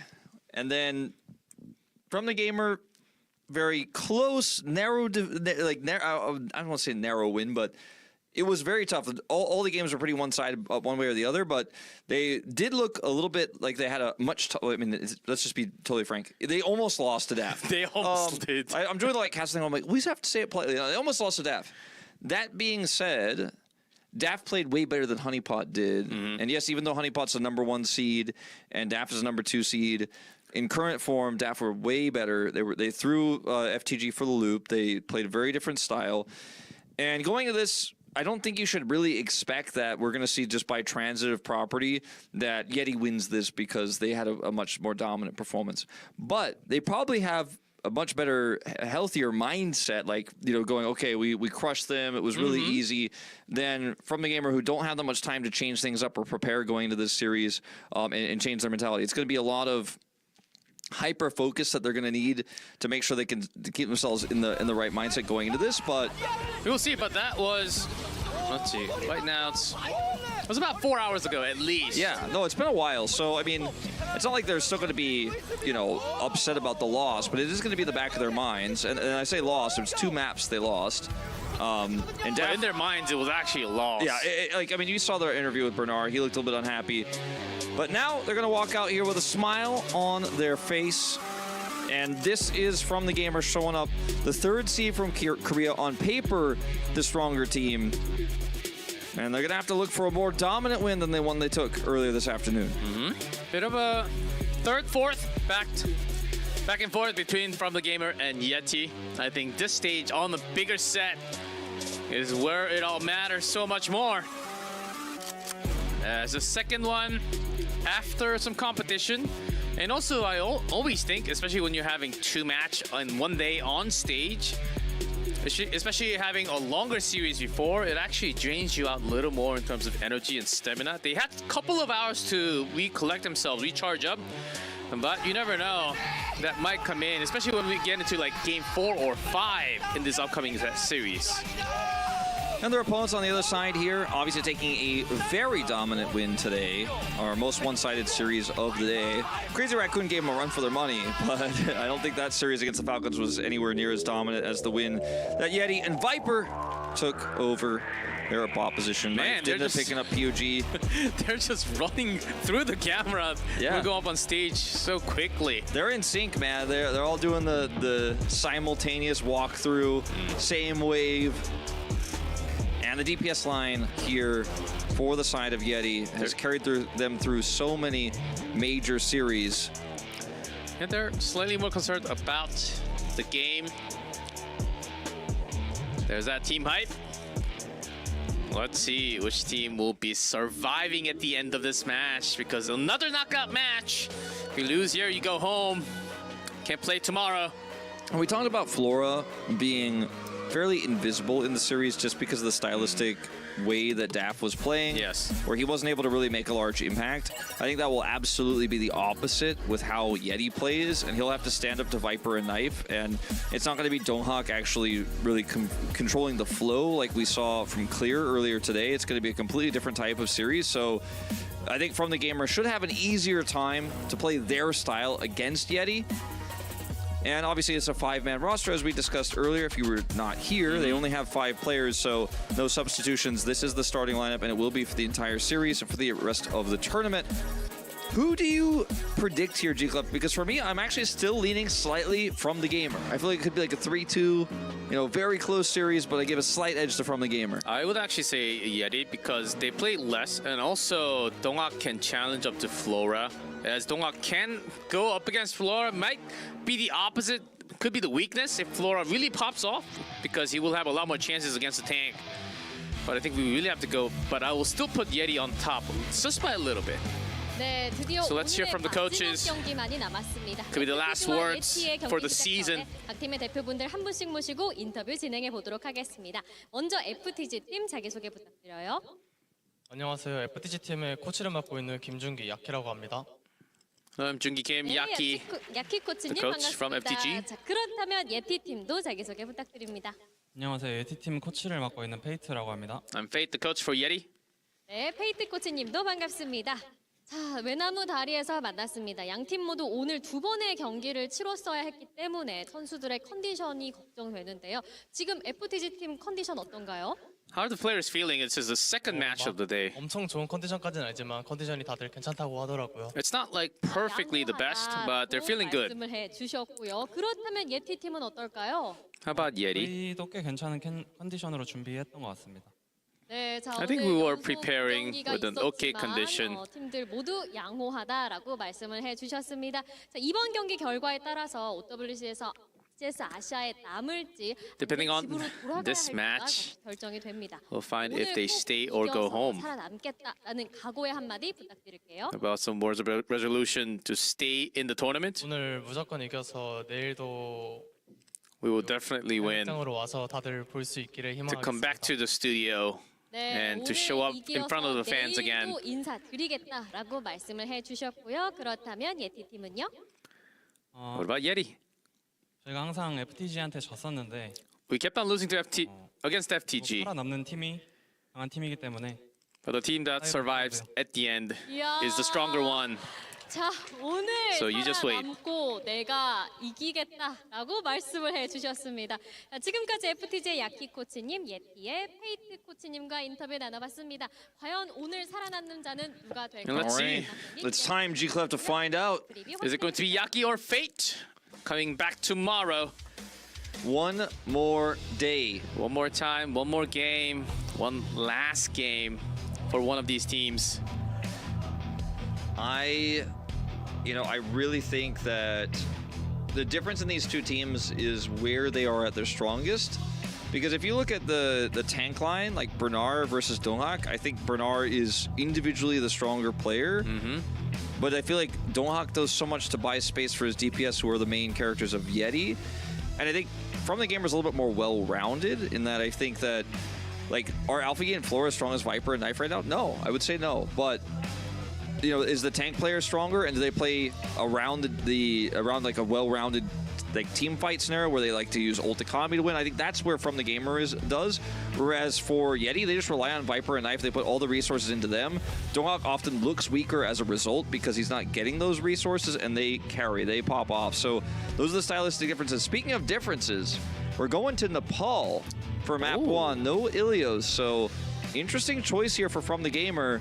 Maybe they've got something tricky up their sleeves. Probably just going to be Orisa, but maybe Junker Queen, maybe something unusual. Oh, Nepal usually do bring some more room for some teams do like Sigma, Ramattra especially has when we're been played. going in, and some more Wrecking Ball potential. I think there's certainly Wrecking Ball potential that we have if we go into like Shrines.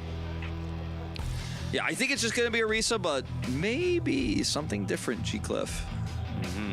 And Violet, Lucio, really good. Really nice drawing. Your beat coming up. Just like the food order. Oh, an FTG. Let's win everything. Oh, Bellas Rea, who's in the bench. That's a great drawing of him as well. Bellas Rea did used to start on some of the control maps to start things off. But I don't think right now is the best meta for the player. So we'll see. Yeah, there's a huge fan of Bellas Rea. Yeah. Make 100 signs for him. Yeah, you just participate and come out on stage. But for this pick up a match, it is going to be a Bernard star, is what we have seen. Yeah, and I think that we probably, unfortunately for Bellas Rea, won't see him today. I think it's going to be just sticking with what they know, what they have mostly played. Yeti fighting, see you at the finals. Not sure what's up with the snowflakes, I guess, because Yetis live in the cold places. Yes, I think that must be it. I was like, it's not going to be cold tomorrow. It's really hot, actually. That's the It's actually forecast. very, very warm now. Yeah. we're going towards the summer, man. Maybe Yeti will give us some snowflakes for tomorrow's hot day. Chill us all down. If they can go tomorrow. That's what I'm saying. You know, who knows? There's not a clear favorite for this series. I think every other series has had a very clear and strong favorite, but this is a different story. Huge moment. I think I can also feel the tension. Of course, the first match, they were not instantly knocked out because they did have to go against the both Pacific teams. And I do hear that the game is loading into Nepal. Let's bring in Wolf, FTG versus Yeti. The winner stays for tomorrow for the lower bracket finals. One more shot for Yeti. They've always been on the cusp of greatness, but never able to get there through just regular tournament means. We're able to get here through the wildcard tournament. Dominant performance there. Let's see if they can make that miracle lower bracket run and go all the way to their first finals. All you need is 3 maps. 3 maps off of your opponent. Here we go, FTG versus Yeti. The first map will be Nepal. Let's see who makes it into the lower bracket finals tomorrow.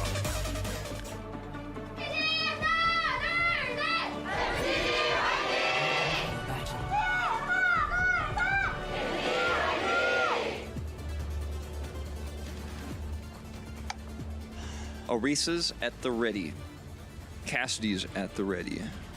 Looks like we're going to have potentially mirrored compositions here. However, Finn preferring to go for the Immortality Field utility for Flora, whereas on the side of Yeti, it's going to be more for Donghak, which is actually kind of the opposite of how these teams normally play. Normally, it's all resources to the DPS. And some teams actually bring Echo, but because it's FTG versus Alpha E versus Viper, sticking to the Tracers. Let's see how much Finn can get done with this. Likewise, of course, how many Kitsune Rush fights Yeti can take. Here's Flora. The side, grenades down. Some shots into Bernard. But not by much, as both teams just getting a taste of what's about to begin. Here's Knife. The opponent Cassidy. Some more shots delivered into Bernard. Donghak trying to dodge all the shots. See the other angle, javelin tossed. Flora eating a huge amount of damage, but he is being healed up. Look at how much charge Violet has. He's going to have a very fast sound barrier, as he often does. Now, a bit of an off start. There's beat already from Violet. What in the world? So insane. I mean, they took more damage, so he was able to heal a lot, added so much extra damage. They should roll over them with that barrier. Donghak isolated here.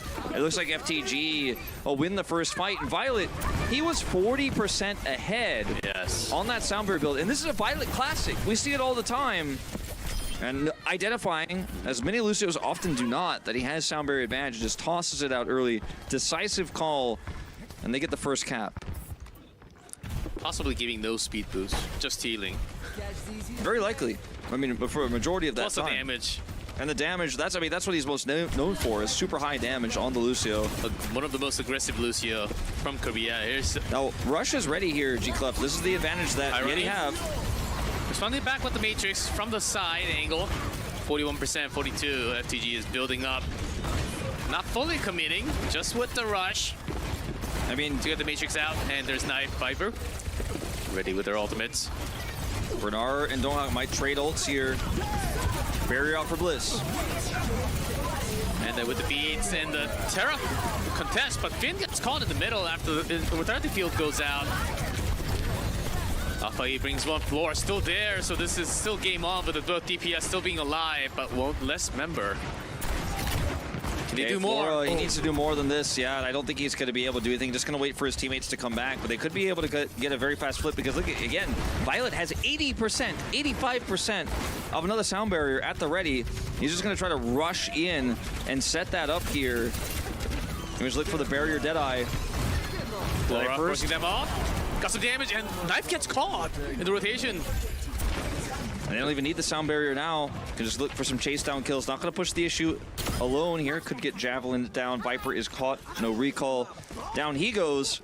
And FTG, very dominant start here on the ball. And for Yeti, you know that you got a decent amount of value at the last Kitsune Rush, but this time you're 20% away, and you don't have the luxury to sit back and build that up. You've got to just force the fight and get that last 10%. Knife trying to find line of sight here. Not a great angle.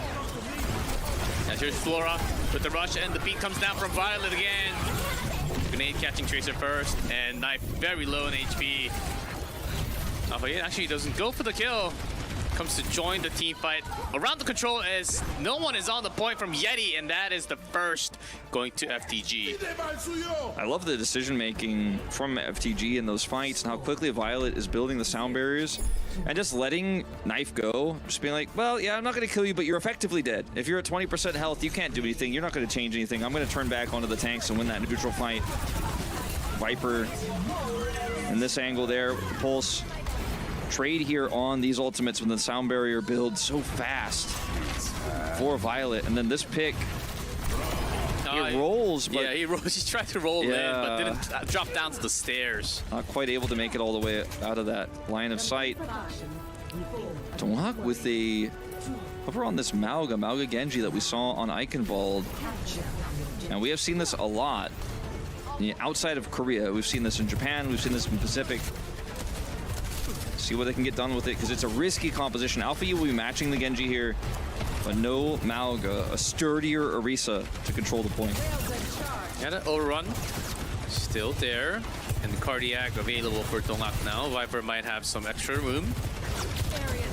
Alpha E matching it up with his own Genji, but knife strikes first, pinned down. That's an early kill.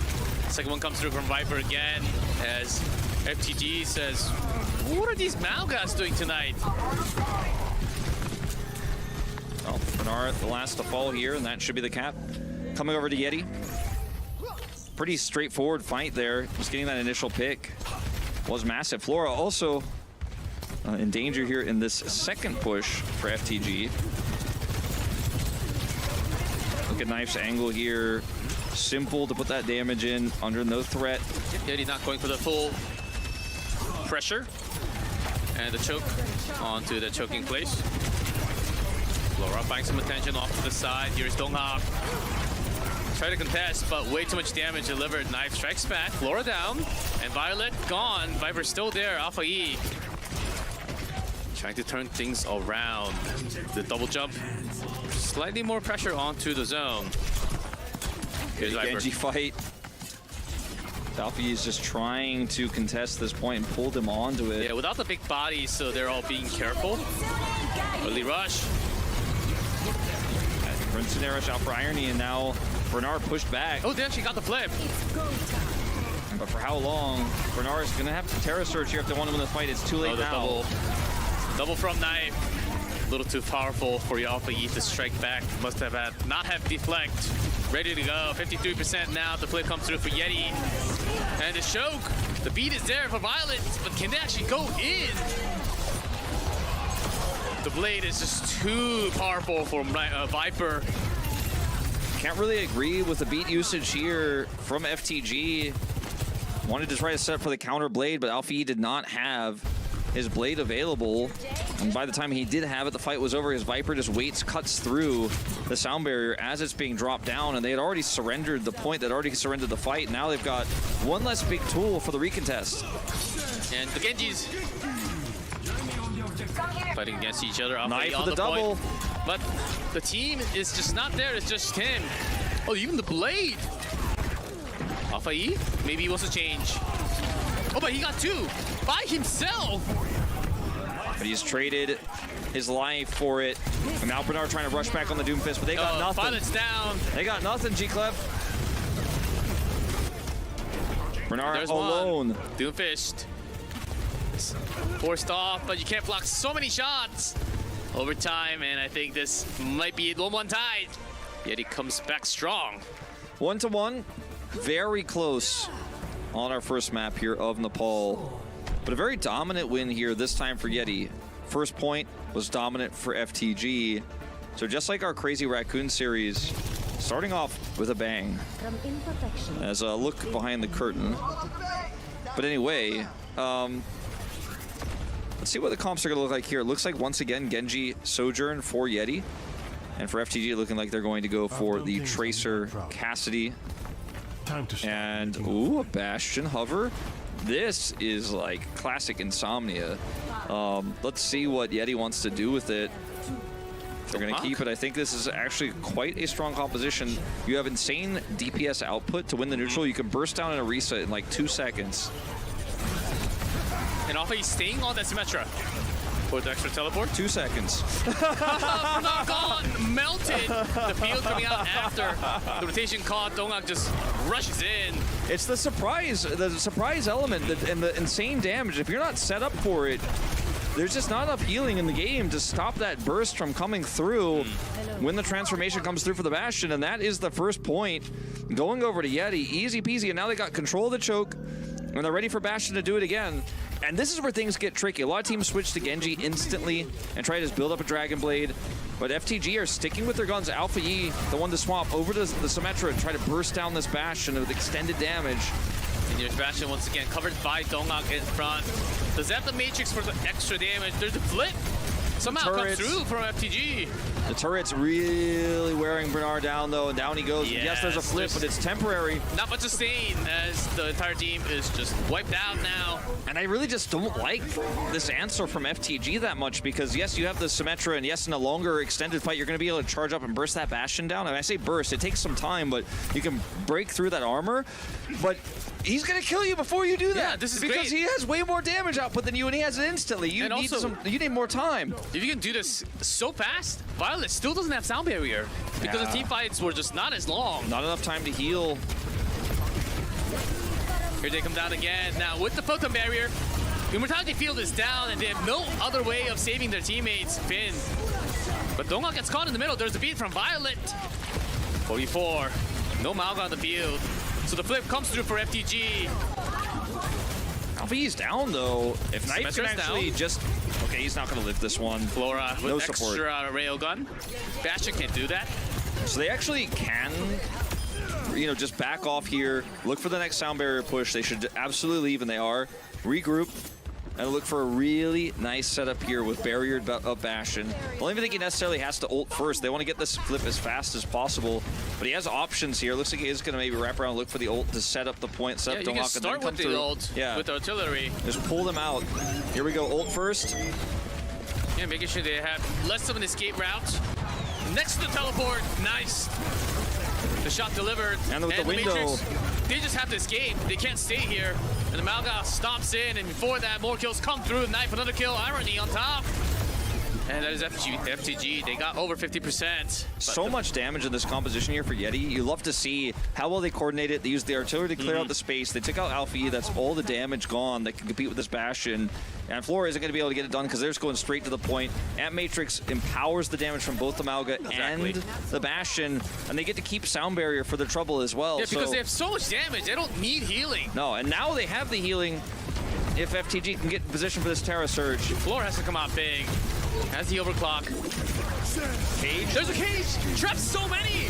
And the sound barrier coming down from Blizz. Enough time, the damage is being delivered, but the counter from Bernard, not bad as he goes down. Knife doesn't have his transformation right now, so has to go at range and recon mode here, and they are losing the fight without his damage. And FTG, looks like they're gonna take this one back. What a close map of Nepal we have here. Finn will help clean up, and now all tools gone for Yeti. Sound barrier for Violet. And once again, the pendulum swings back to FTG's favor. Knife on Pharah. Pharah Mercy. Trying to get above this Symmetra comp. Very risky, but it could come as a big surprise. Look at the damage output here as they're all stacked up. Already 30%. Wrecking Ball 2. Will be time. Donghak. There are lots of turrets. Gotta get those out first. Bit more contest as we hit 95 for Yeti, for FTG. The angle is so good for this far damage. Early beat, they want to finish this now. Flora gets one, Viper out. Wrecking Ball taking some damage. Donghak. Trouble surviving, has to roll out. No one's there, and FTG comes back big time. Pharah just cannot come in as the Tracer would have been the perfect hero for that opportunity. The Pharah was so interesting, and it almost worked. I mean, he knew the angles, and it came as a big surprise. He did a ton of damage, but the fact that they had the sound barrier meant that he was never going to be able to compete there. And obviously, the Bastion needs to always have the tempo advantage to be able to utilize his transformation to get the big damage through. Every time that's on cooldown, if you don't win the fight swimmingly there is no part two. There is no, well, we just kind of kite back, and Bastion still has damage with his left clicks without that. No, he really doesn't. So the timings were really good, but the second they started to fall behind, FTG and Violet popped off, and they come back in a big way. And it's the close series we expected, I think, G-Clef. At least at the outset, just like the previous one. First map goes the distance. I know, and all the way. I thought it was really possible, but the moment that the cage was dropped, okay, Bernard said, okay, I'm going to make the sacrifice. And guys, make sure to survive because I'm going to soak all that damage. Make sure you guys survive so that you can pop off after. Had that full trust. I think that was a big turning point. And Bernard had the sacrifice. He goes down, but the team survives. And before that moment, the team just could not survive the damage because there was just so much coming out from that Bastion. It looked good from Yeti, but after that, with the Pharaoh Mercy on that map specifically, it's one of the worst positions. I think they just to knew pull that off. they were super far behind in terms of ults, and it was one of the most efficient surprise ways they could come out and maybe just shock them and do tons of AoE damage with those rockets, and then actually somehow overwhelm. I would have liked a lot more of maybe Mei instead. I think Mei is a really good hero on that map, especially, or even some other off heroes that we don't really see as much. Yeah, I mean, I don't mind. I thought it was okay, but I do agree that there were other heroes they could have picked, but not necessarily the ones that are going to get there as fast and have the range advantage there. So they tried. It was a cool idea. Yeah, it felt like it was on the fly. So it definitely was an on-the-fly call. Yes, and we'll take a break, and when we come back, map number 2.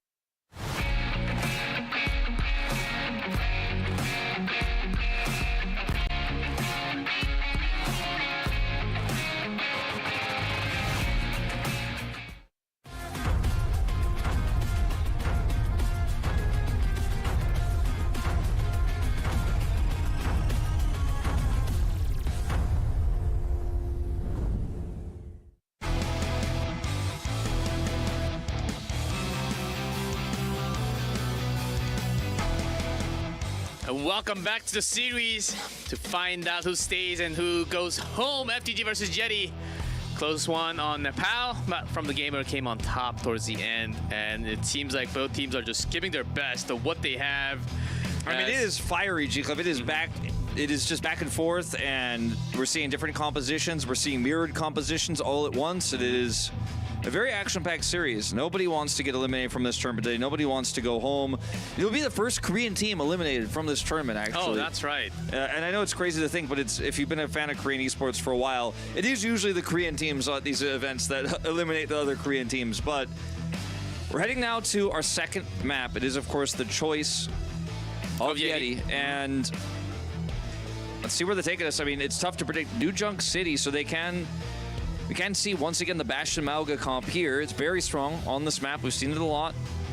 But there's a lot of different viable comps. So you can still just run the normal Orisa Sojourn Tracer, and you can run the D.Va composition that we've seen a lot today, D.Va Torbjorn. I don't think that's going to be what Yeti wants to do here, but who knows? Because they've already shown us one really cool strategy. Who knows what else they have up their sleeves when their backs are against the wall here. I think what they're thinking is Dongak's Doomfist is a real potential, especially when we go to Flashpoint. There has been some really clutch turnarounds coming out from Yeti, especially from Dongak.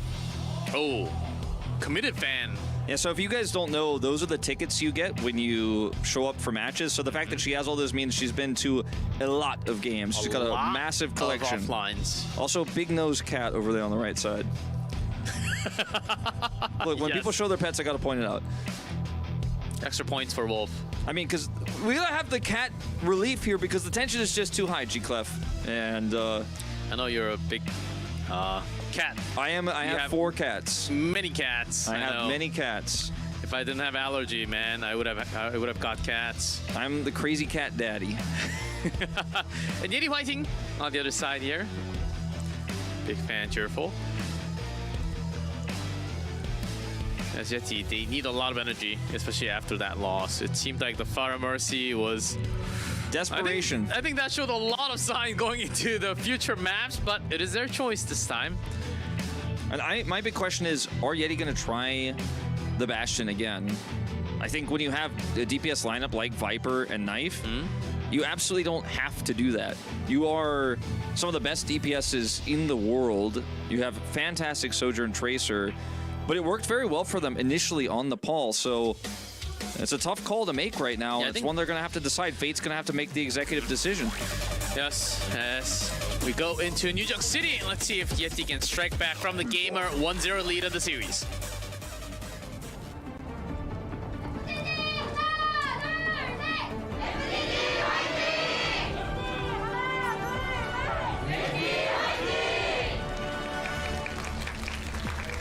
I see Mauga? A Mauga. I see a Genji. I see lots of robots.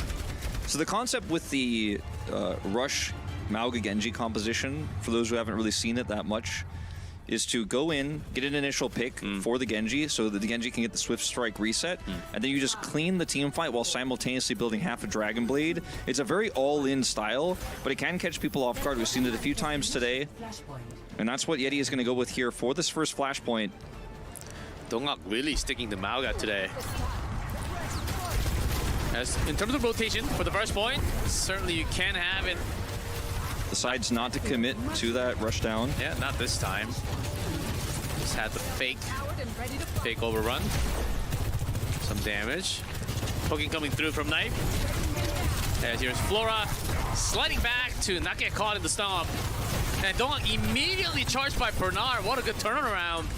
Bernard absorbed all that damage. They focused him down. Now Viper is going to fall, and this just completely misses the mark.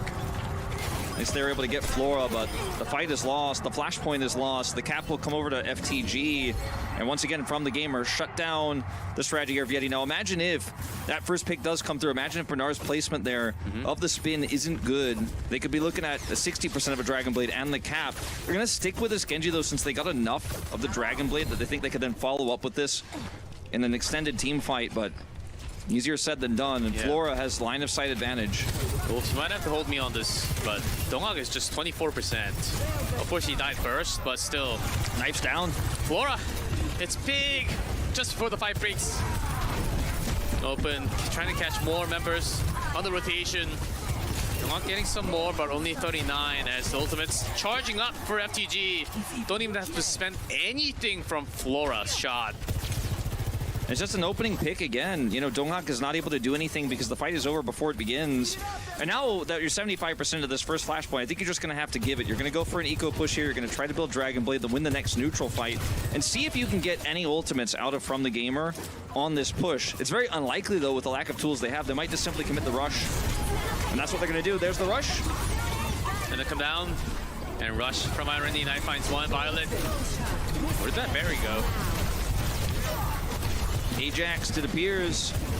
And now it's going to be a win here for Yeti. Not only in the fight, get the capture and some critical ultimates here. Oh, hold on, Viper. Dragon Blade to death. Alpha E with a triple all by himself, full health. The recall comes through. It looked so done. It looked so good for Yeti. It almost seemed like they were all back into the corner, right? Yeah, and then Alpha E, while he was not being focused at all, was able to kill the entire backline in cooldowns. And once Knife is down, dealing with this Tracer is so difficult for the composition of Yeti. And Alpha E just put his team on his back and said, hold up. It's not over till it's over. 1 flashpoint to 0 now for FTG. What could have been a disaster for them with all those ults. And I believe that was even without the barrier coming out from Violet again. It was denied. And Blizz already up to 97 somehow. We'll have that barrier for Yeti, but that's a big strike from Alpha E. Alpha E doing so much work here. Viper is going to stay on Genji. Dongak still on. Has a cage, finally. The first cage. But he's taken out by the pulse. Where's the barrier? Bliss holds it. And he's going to regret it potentially here. Viper. Another reset. Should be feeling okay. That's a third. Close call. Someone is keeping the team alive. Yeah, both of these fights looked like they were going a certain way and then was saved by the DPS. Oh. Maybe some deflections here. Actually get a decent amount of ult charge off of that.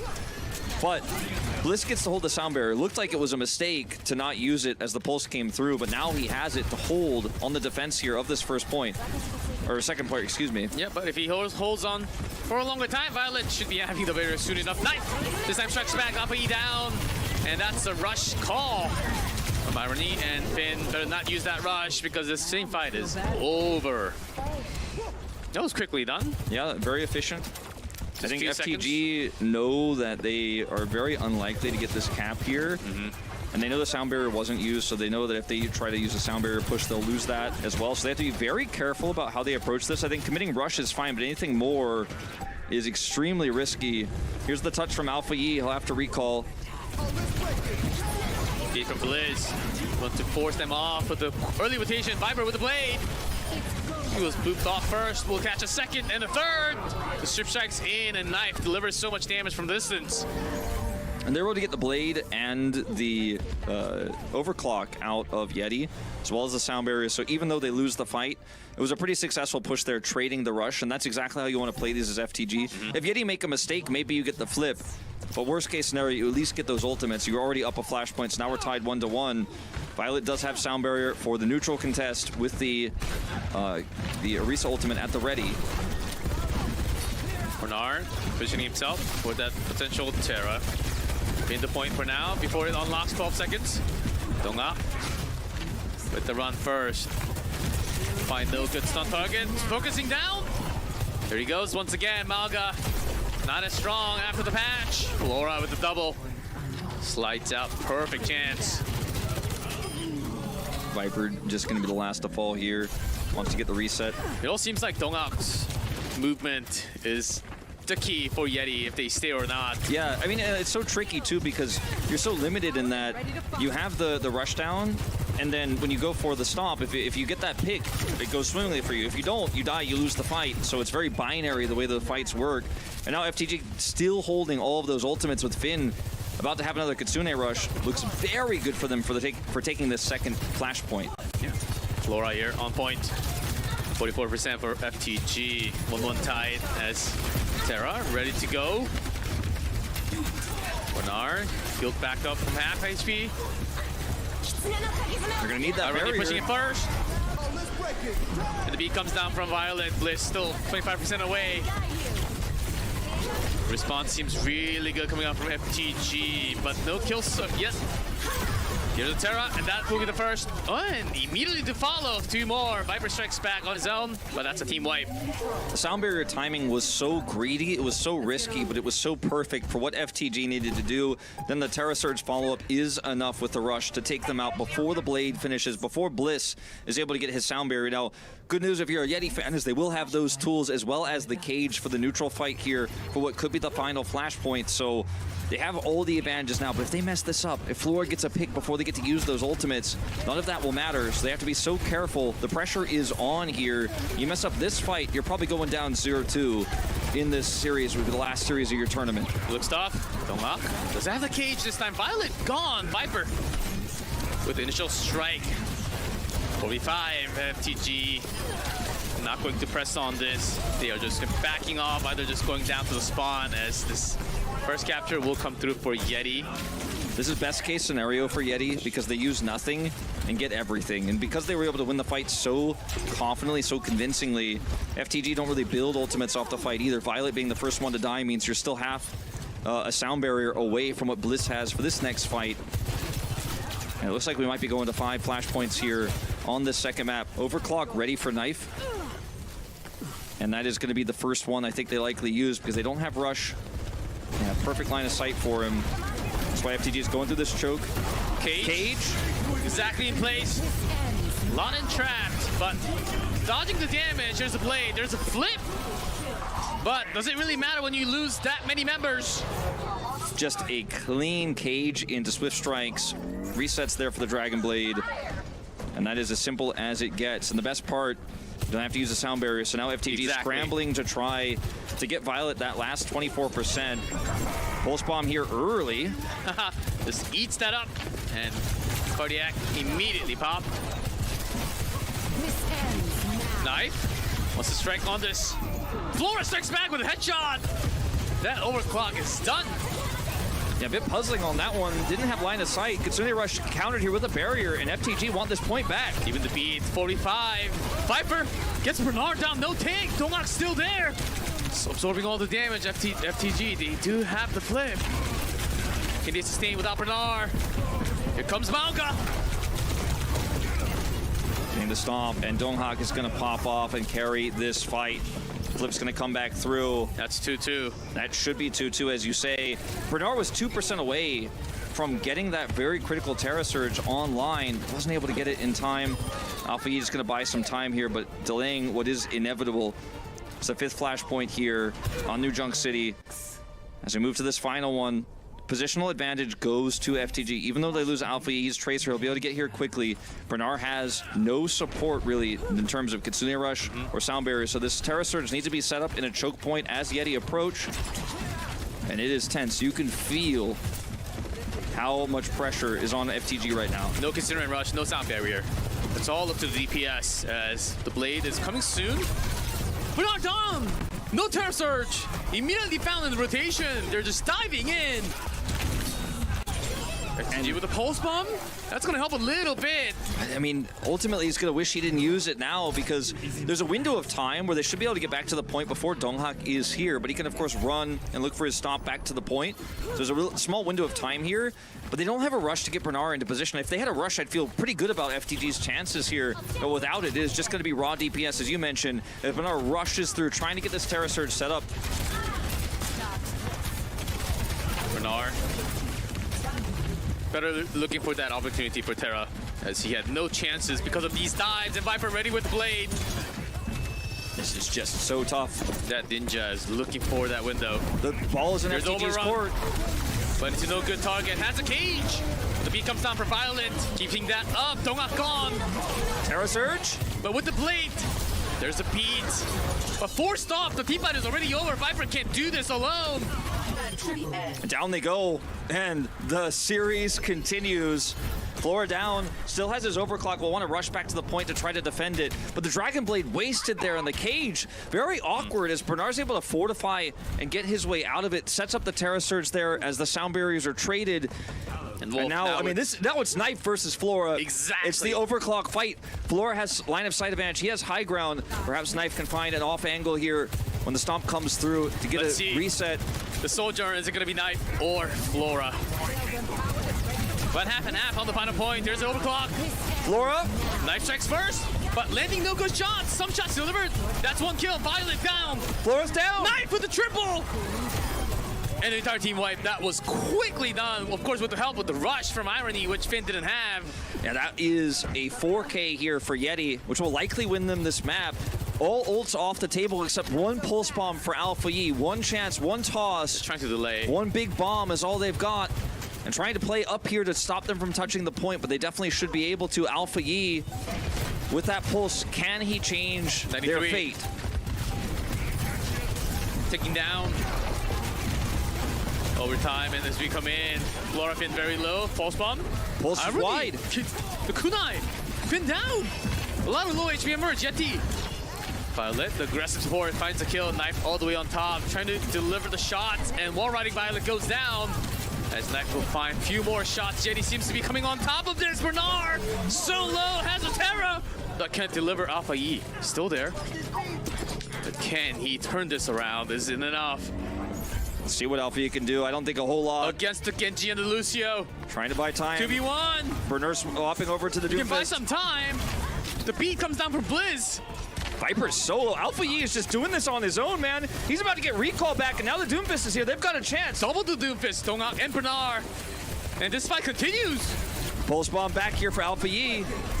There's the sound barrier from Violet. Can they press on this? Can they get more kills? Knife's down. Alpha Yi, Flora with the...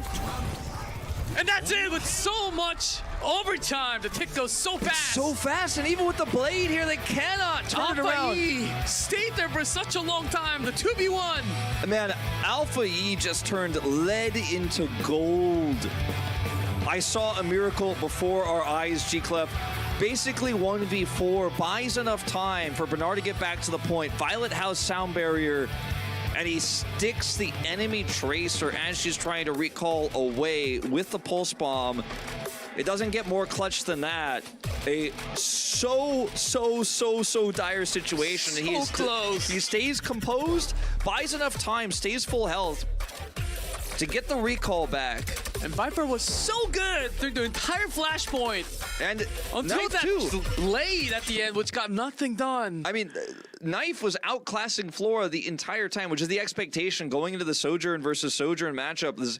The DPS lineup for Yeti should be stronger, but the clutch factor comes in, G-Clef. You can always count on FTG to clutch it out in the end. They played a tough series against Staff today, but they clutched it out in the end.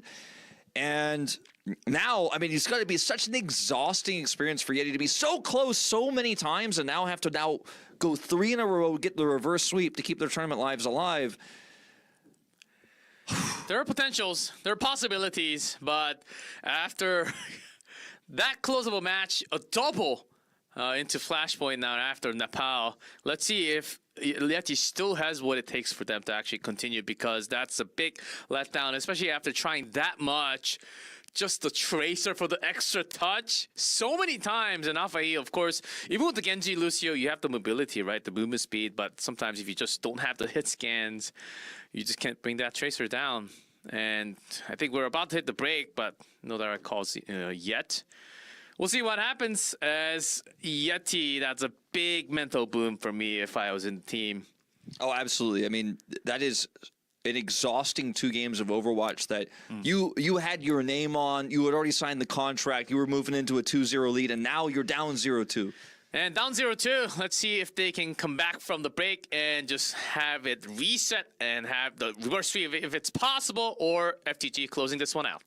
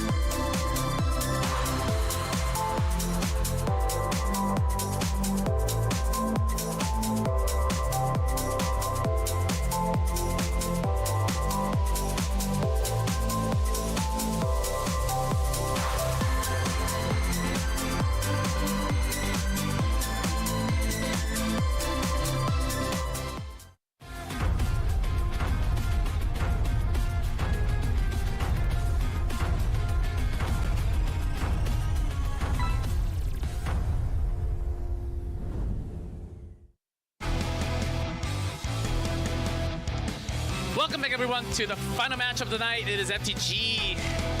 After close 2 games, still 2-0. Those are the numbers that stands. I mean, Control went to 3 rounds of basically 99 to 99. And then Yeti had the advantage, and then FTG were barely able to take that away from them. Then we went to 5 rounds of Flashpoint that were basically 99 to 99. Well, the last one was at least. The rest of them were a little bit more touch and go, but it doesn't really get closer than this in terms of a 2-0 lead. And as we talked about before the break, I mean, Yeti, they had their hands on the W. They had the win, and it was stolen away, ripped away by Alpha E. Alpha E just came and slapped them, says, it's ours, almost. And that means that if Yeti can stay composed, I mean, there's 2 ways of looking at this. They could walk out of that loss and go, we should have won both of those. We can come back. Or you might be completely crushed. Oh, Eichenwald getting a lot of interest. They're just playing these Mauga comps, G-Clef. They want to play every map where you can play Mauga, and Eichenwald's going to be the next one on the list. Trying to take a page out of the book of Crazy Raccoon from earlier tonight, where we saw Junbin do the same thing. That's my expectation with all the scrims, all the teams practicing with each other, finding this new strategy. Now that it's shown, now that it's out there, it's open for anyone to play. Well, this is a potential Pharah map that they have hinted a little bit on the POW. I don't know about that. I don't know about that, G-Club. Oh, back in my days, Pharah. Sure. Well, certainly the pick here as just hinting a little bit what could be potential. As I think just Genji is the way to go. I think Viper just had really good of a map until the last moments. I think we will see Mauga Genji for sure. And that is what they seem to have prepared for today. Wanted to keep it hidden, but now that they're pushed backs against the wall, gonna pull it out. 1 more loss, and that's the end. We'll see you in Season 2. You know, it's gonna be 4 months before you see this team play again if they drop the ball here. And this could be the last map, as again, Yeti's choice. Yeti's choice once again for the map. Yeah, this better work, because there were some moments where Dongak would just step a little too far from the rest of the teammates. I mean, remember, G-Club, Viper and Knife might not stay together after this. They might reform, they might make a new roster. You're right. I mean, this might be the last time we see one of Korea's best DPS duos sit next to each other on this stage and play together. They have to reverse sweep. And it has to start now, right here on Eichenwald, as we go into the map, as it's loading in from the gamer. All they need is 1 more to survive and continue on tomorrow.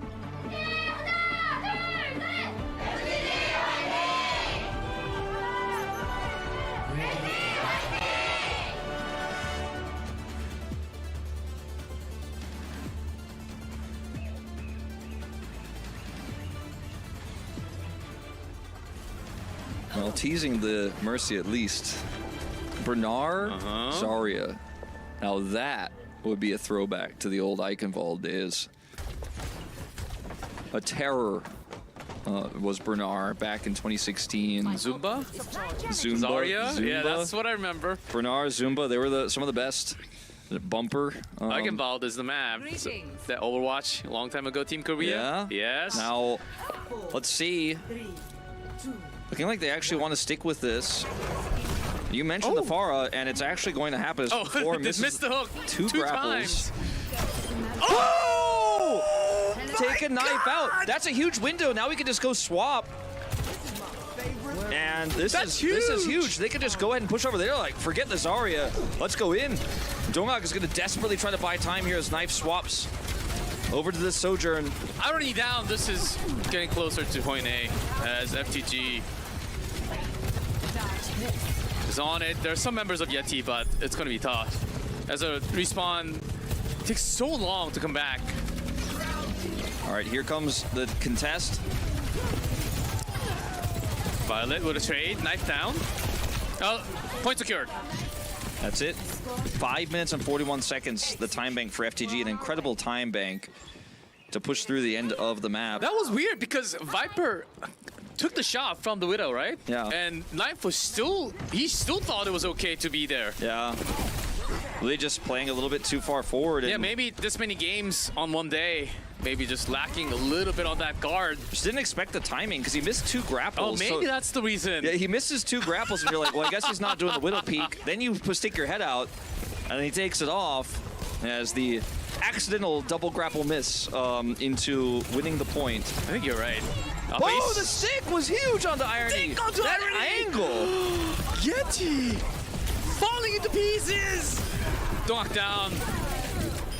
I mean, I think FTG are really feeling themselves now, and Yeti are just, I mean, after two absolute nail-biter close matches, we're getting late into the night, and then you have FTG just tearing through. They get a 5-minute, almost 6-minute time bank to push through, and you're just not on the same page. Everybody's starting to lose the momentum, and FTG, they are just rolling down the track as Irony's going to regroup here for a high ground drop down, and they can try to build up that primal for Donghak, but without the nano, this is a very awkward situation with how efficient FTG have been. Quick rush from Finn. As they want to get the second point. Good move away from Violet. Liz. Catching Alpha E, that's going to help, but 3 meters out with the nano as the rotation goes back for FTG. Even with the beat, trying to chase down the target is Irony. Violet's just been so quick at building these, and he gets another one. And now... And that's a quick rotation. I mean, back to the payload. Yeah, they have this primal, but I mean, he's going to need environmental kills. And he looks like he's going to get at least one. Give Flora down, but Donghak's looking for more than that. But Yeti. Double for Bernard, and that should be the secure. Oh, that was almost possible instantly with the 0.4 meters gone. And that's going to be a win for Bernard. Irony trying to keep him off here. It's still 0.42 meters away from the checkpoint. He's purpled. This is insane. And that should be it, but still contesting. Okay, there's the point. Finally. And that actually is just a ton of extra ult charge for FTG. Look at Violet. 87% of another sound barrier. I mean, these are unreal numbers we are seeing from Violet right now. Actually crazy. We might have like a 330 finish on this map if they win this next fight in a convincing fashion. I mean, nice switching over to Genji here, trying to be efficient. Deadeye at the ready. Better watch that deflect cooldown. Flora taking some hits. Deadeye on the back. Here's the switch strike from Genji. Deflect. Deflect, but and when then... that's gone, don't even need it. The teammates are going to take care of him. They have Kitsune Rush. They have all the tools. It's coming close. Yeti, look. All right, they're going to try to touch with Donghak, but he could get booped away. There's a rush from the back, and that's exactly when Flora strikes purple for a second. Donghak down. Terra Surge. Stick from Viper is good, but the rest of the members taking some more damage, and then this payload, it's in. You said 330, it's 348. And we have a pause. Not entirely sure what this is going to be about, but I hope it doesn't become one of the biggest pause controversies of all time. A pause at a moment like that makes me stressed out, G-Clef. It might just come down from the shotgun on the desk. There's definitely a possibility that, you know, as they were trying to switch cameras, somebody misclicked the pause button. But either way, we'll keep you guys updated on if there is an issue. But I think that the 3-point stays. I mean, well, very likely. Very, very likely. Oh, this replay, yes. Yeah, so he's delayed on his pop-up, so I suppose that the idea is, well, I guess he's not going to do it because he's missed the normal window, because he usually do that as fast as possible. I don't want to read too much into that, but that may have been the case. As they missed the window on that. That's a boop. Yeah, they missed the window on that. It's a boop into the Terra Surge. Try to stay out, get knocked in. Wow. Great teamwork here. And Violet, I mean, he's having the series of his life right now. A player who's so aggressive, but often criticized for being too aggressive, getting picked too often, but he's being so clean, so methodical. And he's building these beats so fast. And I gotta say, G-Clef, it is looking dire for Yeti. To have a 3-minute and 48-second finish is like, it's not a world record, but it might be a record for this season because we haven't had that much Vikenwald. Oh, different camera angle. Finn's feeling himself. Certainly. 1. Attackers incoming. Defend objective A. Reinhardt for Donghak. They're going to try to run the Mei composition. Old school Eichenwald strat. Here comes the teleport. Well, they pulled one off a few weeks ago. Yeah, on this very map. Here comes the potentially second Yeti. Has a rotation. Bit of a trade. Better. Alpha, he's still there, though. Let's hold on to it as the Stranger recalls back. Knife with the Mei. Alpha So with a scrappy. third. So scrappy, but Alpha, he doesn't miss these. Donghak is in Reinhardt, trouble. also very low. Down he goes. He gets him. That's a 4K. And the 5th! Alpha is just saying, it's my night, G-Clef. And man, this is some of the best play we've seen from FTG in a while. Just how clutch they are and how well they're able to win out these crazy fights. Now, we see the swap over to the Mauga Genji here from Yeti, which is why we expected that they chose this map in the first place. Now, they need to set up those picks. The Swift Strike needs to come through. Donghak already taking some damage here. We'll get that armor back. One pulse and it's all over. Alpha Yi, with so much damage on the last fight, he's holding it. He's looking for the back line. Get Flora gone. This guy is pulling something else. The Genji really turning things around. Knife though, he gets a pick here, and Viper is going to get the kill. Yeah, pick dive, that should be the point.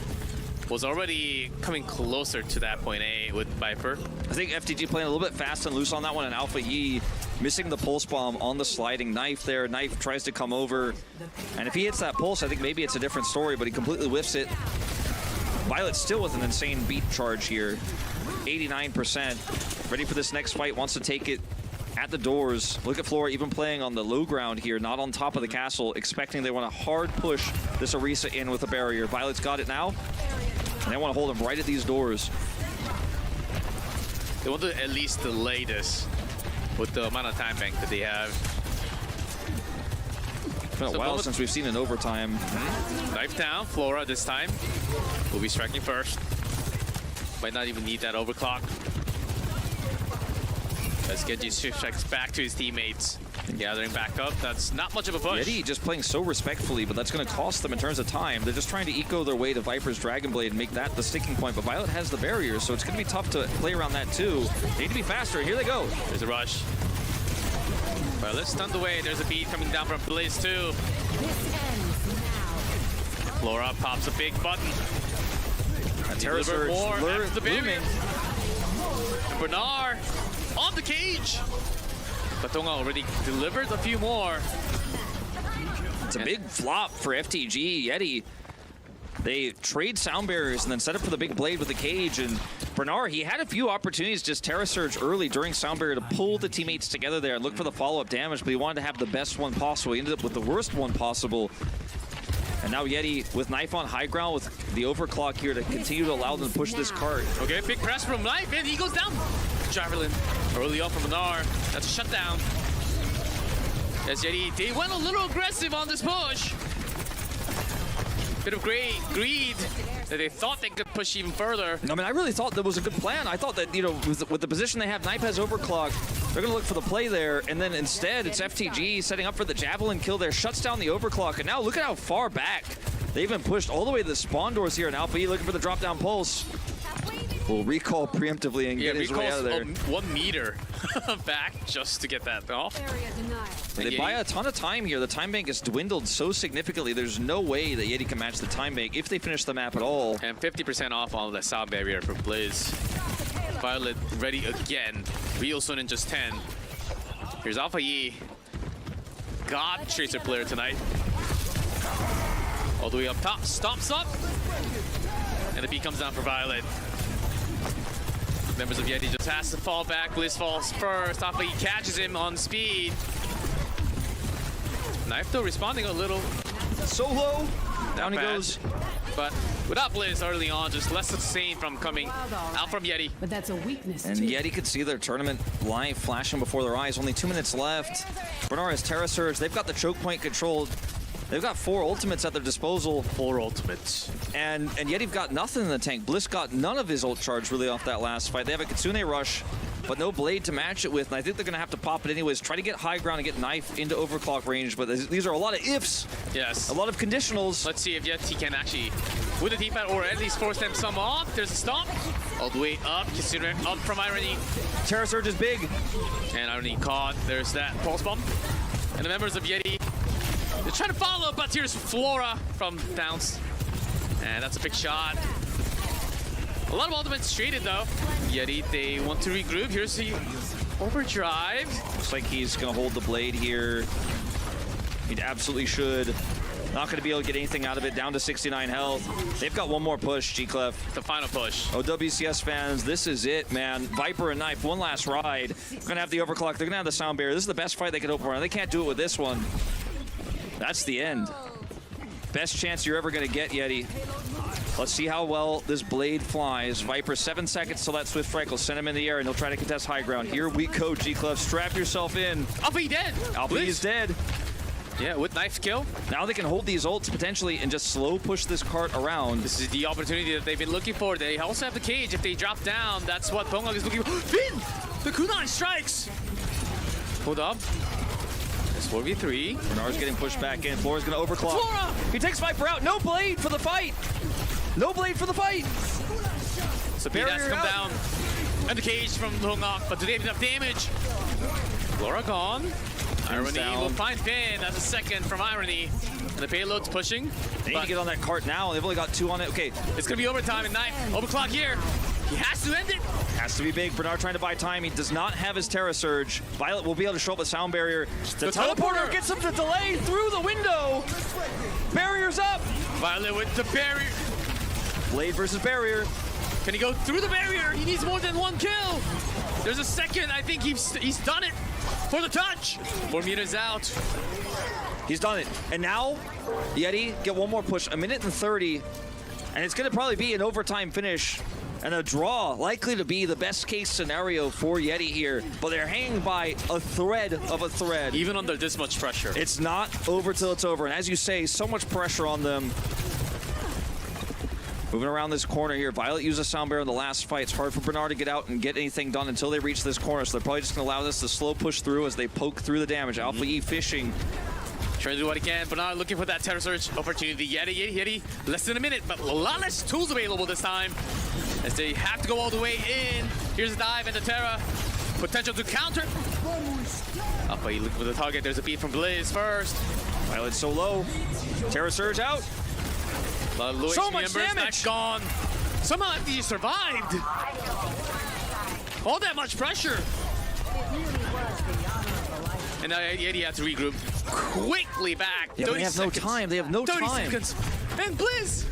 Oh, he's getting staggered. Someone just get me down. Okay, that's going to cost them so much, but he doesn't have sound barriers, so he's not the most important member. The most important members here are going to be Donghak and Viper. If they can get a reset, Viper can buy enough time. The Knife then gets line of sight for his overclock. If there's one more kill from FTG, that's it. Yeah, Violet's going to have sound barrier Has to too. be careful. Such a disaster here for the side of Yeti. Knife with the overclock. That's a potential.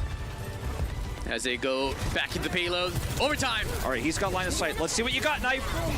Diving in with the slide. There's the cage all the way in the back. Don't get caught. There's the sound barrier. And FTG is holding tight on this cage. There's in the cage, but not going down. They had the full team. Irony the last to fall, and FTG holds it. And you can see the celebration for FTG as they will move on to that final spot tomorrow. 3 teams left, 3 Korean teams, and FTG, our 3rd seed, will say that they are one of them. If they can upset Falcons tomorrow, maybe they'll make it to the first grand finals. For Viper, Knife, and for Yeti, their story ends here. Very, very close 3-0 that we watched, but the 3rd game was the most dominant of all, as I think the pressure really got to Yeti after not being able to clutch out that final flashpoint. And Alpha Yi and Violet, man, they were the stars of tonight. Violet building sound barriers at the speed of light, and Alpha Yi clutching so many critical team fights. A deserved top 3 here for FTG. Yes, and Flora clutching it at the end. And the entire team of FTG, they just knew, because they had less pressures to go through. Okay, it has to be the dive, the cage has to come in, but if we all fall back, we will have a lot more room. And there was Bernard to kind of split the team. The player of the match from the gamer, it is Violet de Lucio. And I gotta say, I mean, I think it was close between him and Alpha Yi. I was going back and forth the whole time because Alpha Yi brought him that flashpoint win, but Violet was consistently getting those sound barriers so often. He like doubled Bliss's sound barriers this series. every time Bliss is sitting, you know, you look at his charge, you're like, man, Violet has another one. He has another one. He has another one. He's lapping him constantly, 60, 80% It's ahead. insane, as he's the one starting the snowball, basically creating the snowball for the team so that they can carry and just toss it downhill. It also seemed like Violet was the one who had the boop into the Terra Surge on Eichenwald as well to secure B. I mean, so many clutch moments for this player, and sometimes he's inconsistent, sometimes he makes mistakes, sometimes he's too aggressive, but not today. Yeah, look, Blizz is 62 when Violet has his own. It's a big start. Without these, would have been down 100%. I remember this sound barrier where Bernard got super low. I was super concerned, and then Violet's just like, no, no, no, trust me. I know the timing. This one here. What a series from FTG.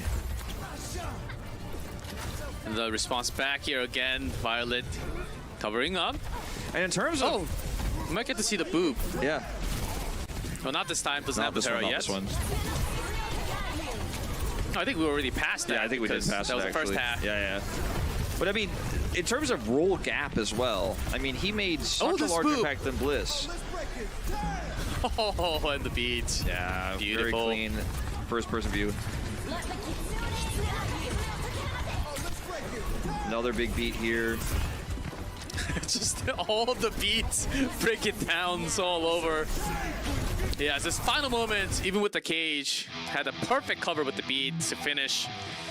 And we'll get to hear from Violet. And let's see how they finish the match. FTG with the win.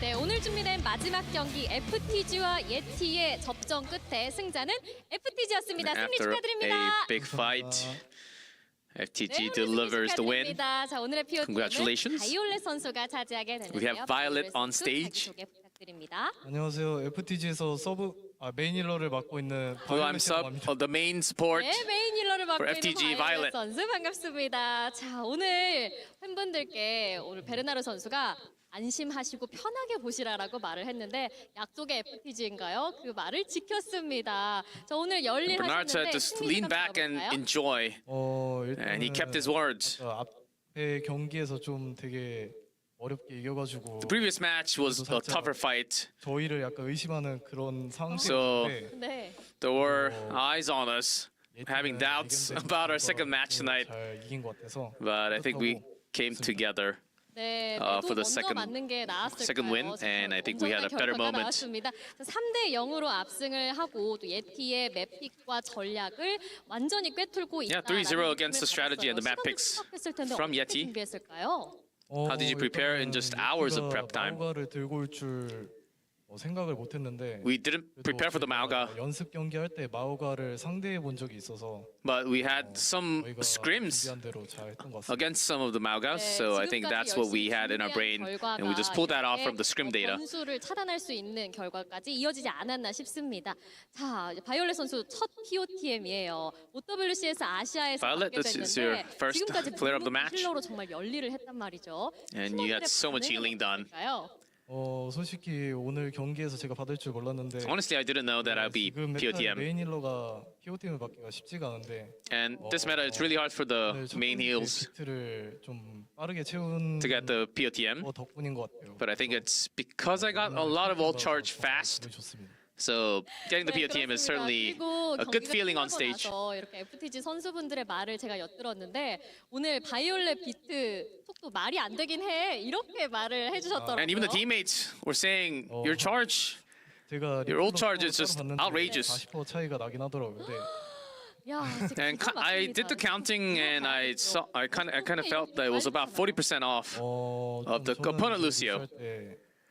좀막 벽타기 이런 거 잘 안 하고 좀 그냥 실속 있는 플레이만 하는데 And instead of wall riding, I actually go for 그래서 좀 비트가 빠른 a lot more work, 아, 그럼 조금 actual work done, 쓸데없이 especially the healing. So I think that's the 집중해라. key to getting 라고 알아듣도록 a lot faster ult charge. 하겠습니다. 자, 내일 드디어 That's a 8번의 tip. 경기가 남아 있습니다. Heal up, 벌써부터 boys. 긴장되는데 리벤지 가능할지 궁금한데요.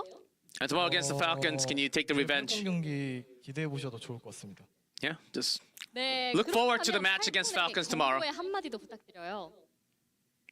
크로스 형이 지금 좀 빠삭했다가 오늘 좀 눅눅해지긴 했는데 And Krusty was not so 내일은 그냥 그 물속에 crusty. He was actually soggy today. 야, but we will make sure that he stays soggy tomorrow. 네, 그렇습니다. 그렇다면 오늘 이렇게 또 POTM 받으셨고 팬분들에게도 하고 싶은 말이 있을 것 같은데요. And do you have any shout-outs to your fans? 경기장에 와주셔서 되게 감사하고 Thank you for coming to the studio. 저희가 아직은 좀 성적이 좋지 못하지만 이번에 우승해서 We don't have the best results, but 좋은 보답을 we 해드리도록 will try to go become the champions and 네, repay you guys with a great result. 느껴지는 말씀 전달해 주셨습니다. 지금까지 FTG의 바이올렛 선수 만나봤고요. And that is Violet with the interview. 승리 다시 한번 Always fun to hear Violet talk about Krusty, his former coach. They have obviously such a strong history together, and we'll face off against each other tomorrow with Falcons dropping down to the lower bracket finals, the losers finals. And it's going to be a tough one for both teams. I think From the Gamer looking really strong, outpacing Yeti. Here are today's results. A very close first series with From the Gamer almost losing out to Daph, who had such a great tournament. Shout out to them.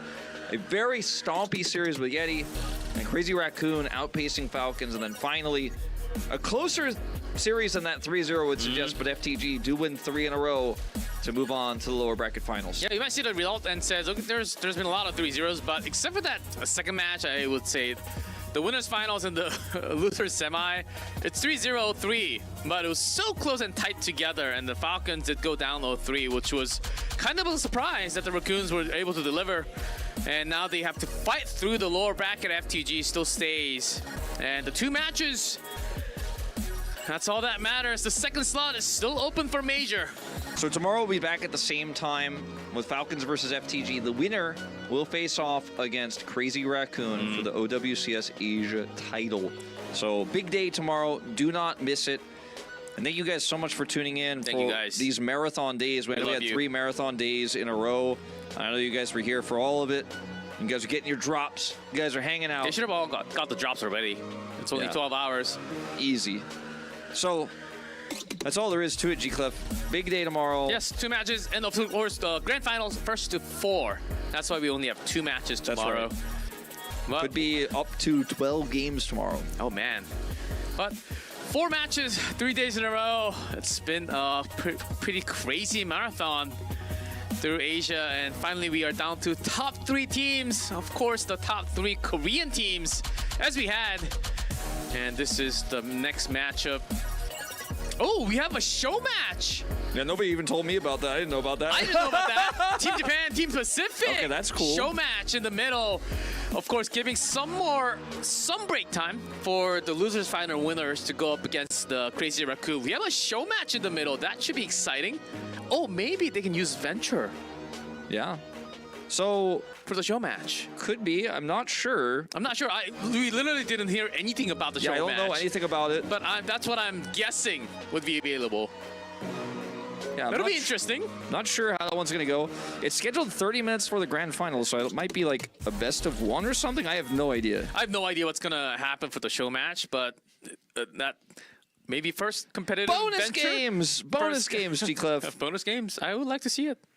Well, I gotta go home and study Venture. When I found out they were strong. disabled, I was like, you know what? I'm gonna focus on the patch right now and what we're playing and what the meta is. I actually haven't really even messed around with Venture that much just yet. Yeah, with the patch slightly weaker, but still very strong and very divey. That's all I'm going to say.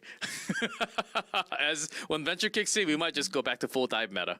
We might. I mean, who knows? But Who knows? I think Yeah. Venture is very strong, G-Cliff. That's all I know. Even with the nerfs, yes, in the actual patch, season in. Well, thank you guys for watching throughout the 3 days. I know it's a lot of matches and really good matches, especially with the Raccoons kicking hot. Let's see if we have that rematch again and again in the grand finals, or FTG looked really good today. Maybe they can contest a little better against the Falcons. Hoping so. I hope we have good games tomorrow. I don't want any more stomps. I mean, we didn't really have that many stomps today. Really not one. Like, there were 2 3-0s, but the last game was not a stomp. So. And 3-0s were with quality and some really close 99%. Yeti really could have won like 1-2 maps that was almost there, but just so close, but not exactly all the way. All right, well, thank you guys. Really enjoyed it, G-Cliff. I'm glad that you were along for the ride, man. I certainly did. And tomorrow, you're going to be up with Achilles for the finals. Better deliver. I'll be back on the studio watching. I always deliver G-Clef. Oh, yeah. Yes, you always do. Yes, you always indeed do. And I'll be back, I guess, sitting right next to Admiral, very likely, and delivering that. And I'll be watching and to find out who the first champion of Overwatch Champions Series will be from Asia. And second slot, I'm expecting the Falcons, but you never know. FTG, I think they still have some potential to actually get that second slot. But that's going to be it for us for day number 3. Thank you guys for watching. We'll see you tomorrow for the final day of Overwatch Champions Series Asia.